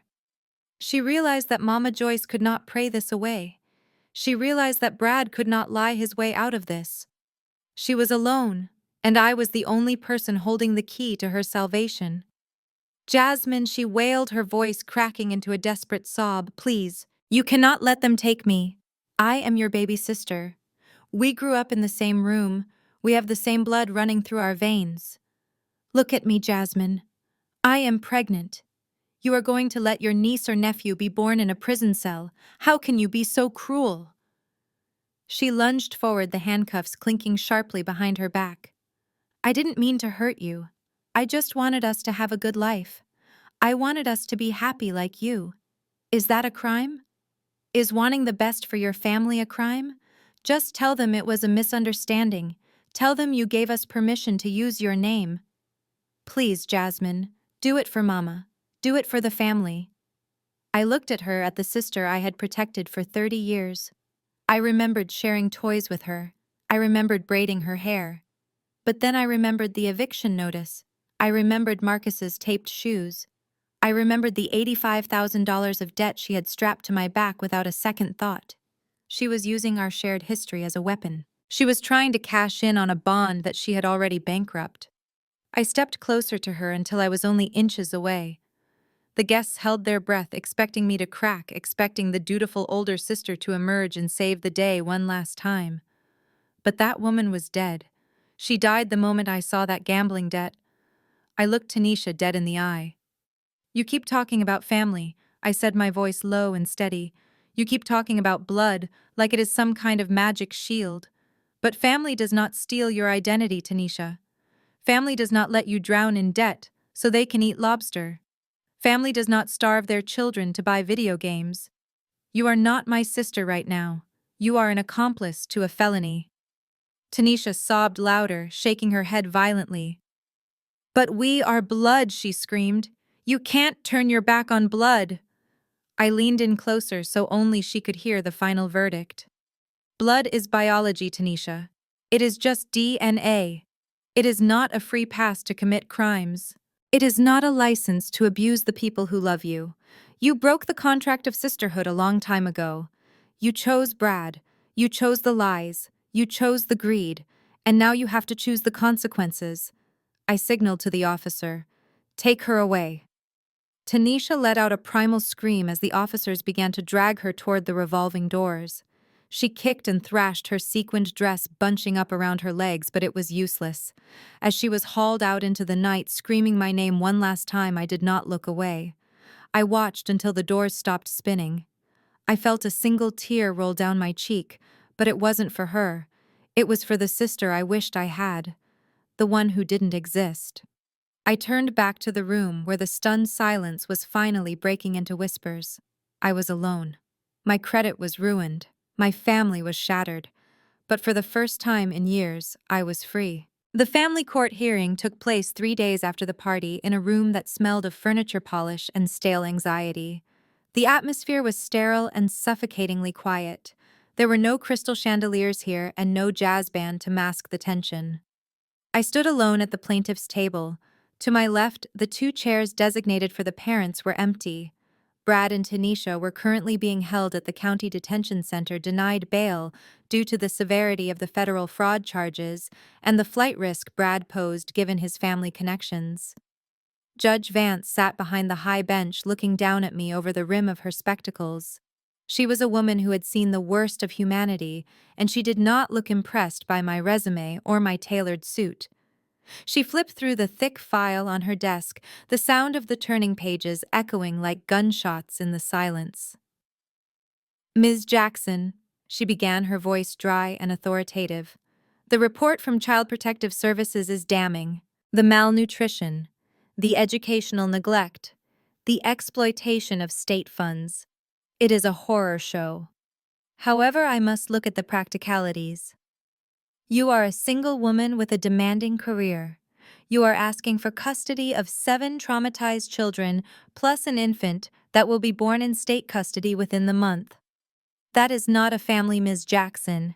That is a platoon. Why should I believe you can handle a burden that broke 2 parents?"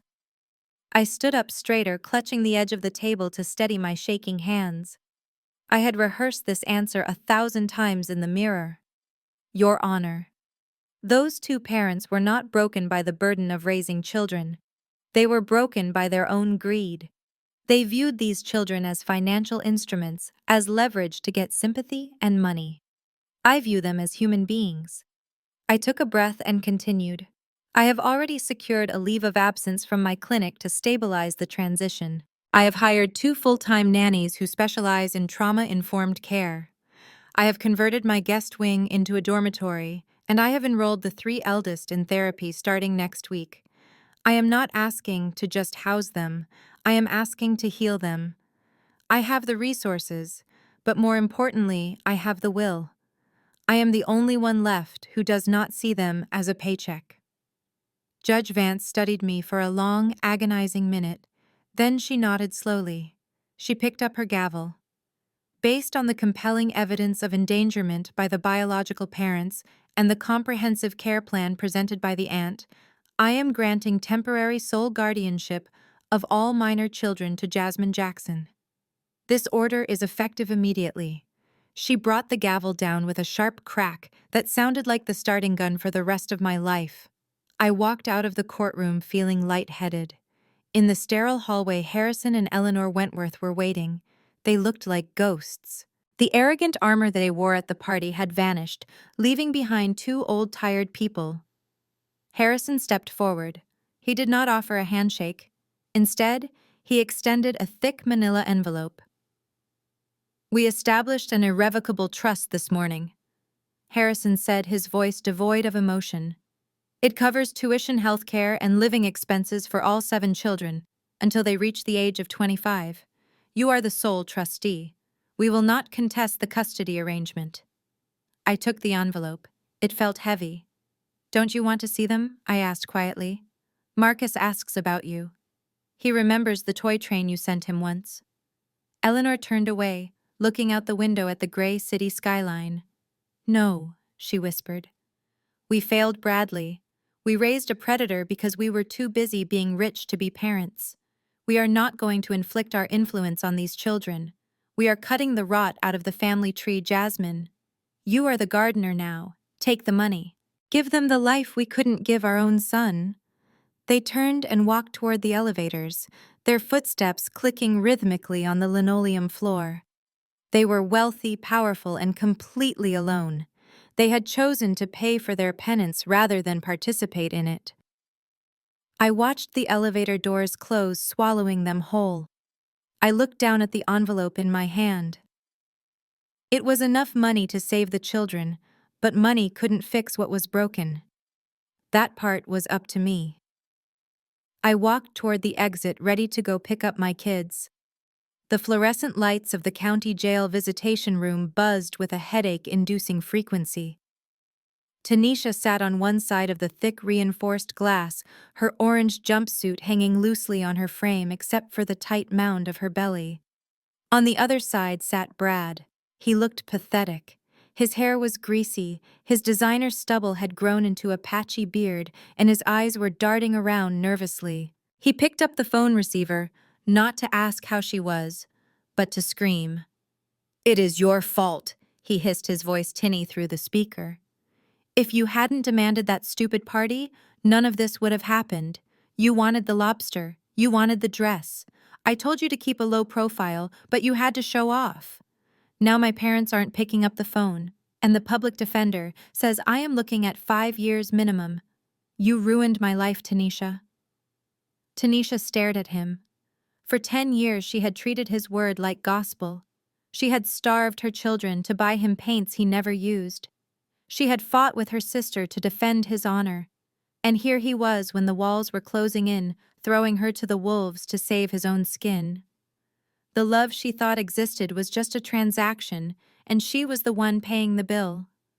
"I ruined your life," she whispered into the phone, tears sliding down her cheeks. "Brad, I gave you my life, and you spent it like loose change." 2 weeks later, the reality of her choices hit her with the force of a freight train. She went into labor in the middle of the night. There was no birthing suite at the St. Regis. There was no soothing music or epidural on demand. There was only the sterile, cold prison infirmary and a guard standing by the door looking bored. Tanisha screamed in pain and loneliness, gripping the metal rails of the bed. She wanted her mother. She wanted Jasmine. But she had burned those bridges to the ground. When the baby boy was finally born, he cried a strong, healthy sound that echoed off the concrete walls. The nurse cleaned him up and wrapped him in a rough institutional blanket. Tanisha reached out her arms, aching to hold him, to smell him, to promise him she would do better. But the nurse pulled away. "I am sorry, Ms. Jackson," the nurse said, her voice kind but firm. "You know the protocol. The baby is in state custody." The door opened and I walked in. I was wearing a soft coat and carrying a car seat. I felt like an intruder in this place of misery, but I had a job to do. I walked over to the nurse and presented the court order granting me immediate guardianship. The nurse nodded and placed the newborn into my arms. He felt warm and solid, a tiny life that had no idea of the chaos he had been born into. Tanisha watched from the bed, her body empty and her heart shattering. "He is beautiful, Jasmine," she choked out, reaching a hand toward us but stopping short. "Please, tell him I loved him." I looked down at the sleeping infant and then back at my sister. "I will tell him the truth, Tanisha," I said quietly. "I will tell him that you made a mistake, and I will make sure he never pays for it." I turned and walked out of the room, taking the last piece of Tanisha's soul with me. The door clicked shut, and Tanisha was left alone with nothing but the hum of the lights and the ghosts of her own decisions. My penthouse, once a museum of modern art and silence, had been transformed into a high-end, chaotic train station, but I wouldn't trade the noise for anything in the world. 6 a.m. was no longer signaled by a polite chime on my phone, but by the thundering of small feet on hardwood floors, and the smell of maple syrup battling with the scent of baby formula. I walked into the kitchen, my eyes stinging from lack of sleep, and stopped to drink in the sight. 7 children sat around my marble island. There were no hollow cheeks. There was no hoarding of bread rolls in pockets. They were eating with the casual confidence of people who knew there would be lunch and dinner and breakfast again tomorrow. Later that afternoon, I managed to slip away from the clinic early to make it to the middle school gym. The squeak of sneakers on polished wood was deafening, but my eyes were locked on number 23. Marcus. He moved across the court with a fluidity I had never seen before. He was wearing the new Jordans I had bought him not to sit in a box as a trophy, but to be worn out on the court. He wasn't gasping for air after a few sprints anymore because his body was finally fueled by protein instead of stress. When he sank a three-pointer, he didn't look at the coach. He looked at me in the bleachers. The smile he gave me was blinding. It was the smile of a boy who had finally put down the weight of the world. But this new life wasn't a fairy tale. It was a grind. There were nights when Tanisha's newborn screamed for hours inconsolable, without his mother's scent, leaving me pacing the floor until dawn. There were therapy sessions where the older kids broke down terrified that the police were coming back to take me away too. I was exhausted. My social life was dead. My bank account was draining faster than I could replenish it. Yet every time I looked at their filling faces, I knew I was building something real. However, building a fortress meant guarding the gate. On Sunday, the doorman called to tell me Mama Joyce was in the lobby. She had brought her famous peach cobbler, a sugary Trojan horse she used to smooth over every family sin. I went down to meet her, but I didn't invite her up. She stood near the fountain, clutching the Tupperware, looking small and fragile in her Sunday hat. She started immediately talking about forgiveness, about how the Bible says to honor thy family, about how she just wanted to hug her grandbabies. I stood my ground, my arms crossed, feeling like a riot shield. I told her the truth that no one else would. I told her that she had sat at a table full of food while her grandchildren were starving a few miles away. I told her that she had prioritized her image over their survival. She tried to cry, tried to guilt me, but I was immune. I told her that until she could admit that Tanisha was a criminal and not a victim, she was a danger to their recovery. I watched her leave, walking out the glass doors with her cobbler still in hand. It hurt to cut her off, but looking at the elevator that led back to my noisy, happy, safe home, I knew I wasn't losing a mother. I was finally becoming one. The penthouse is finally quiet, but it is not the hollow, echoing silence that used to greet me when I came home from the clinic. It is a warm, heavy silence, the kind that settles in after a long day of noise and chaos and life. I walk over to the sidebar and pour myself a glass of Cabernet. My hand brushes against a coloring book left on the counter. I smile. A month ago, that would have annoyed me. A month ago, I would have scrubbed the counter until it gleamed. Now, I just move the book to the side and leave it there. I sit down on the beige velvet sofa, the same spot where this story started. But I am not the same woman who sat here back then.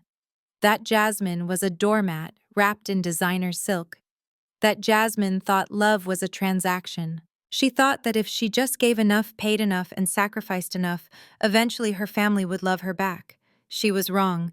She was buying affection from people who were selling her out.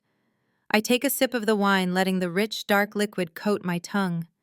I think about Tanisha sitting in her cell, staring at concrete walls, probably still telling herself she is the victim. I think about Brad blaming everyone but the man in the mirror. I think about Mama Joyce sitting alone in her house, clutching her Bible, and wondering why her prayers didn't fix this. They are all miserable. And for the first time in my life, I do not feel the urge to fix it for them. People love to throw around the word family. They wield it like a weapon. They use it to guilt you into submission. They tell you that you cannot turn your back on blood. They tell you that loyalty is absolute no matter how toxic the water in the well becomes. But I learned the hard way that biology is the least important part of the equation. Sharing DNA is just a biological accident. It doesn't make you family. It just makes you related. I look up toward the ceiling, toward the bedrooms where 8 children are sleeping safely for the first time in their lives. They are not my children by birth.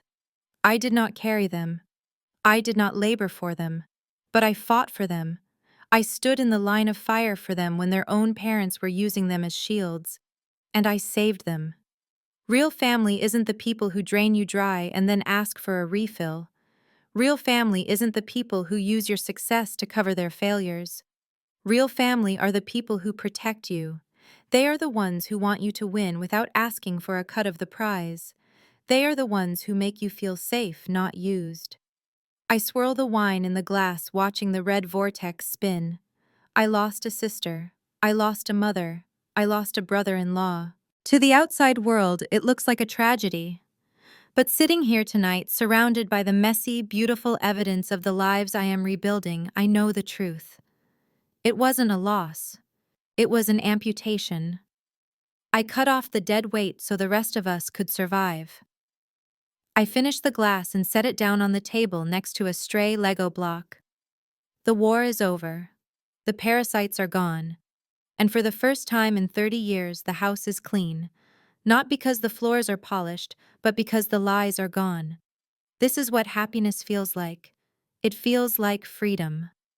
Jasmine's journey teaches us a brutal but necessary truth. Family is defined by behavior, not biology. We often tolerate toxicity, financial abuse, and manipulation under the guise of loyalty. But enabling a predator is never an act of love. True family protects you. They don't drain you dry. Jasmine showed that setting boundaries isn't selfish, it's survival. By cutting off the rot, she didn't destroy her family, she saved the innocent lives that actually mattered. Sometimes you must be the villain in someone else's distorted narrative to be the hero in your own reality. If you've ever had to draw a hard line to protect your peace, hit that subscribe button and share your story in the comments below.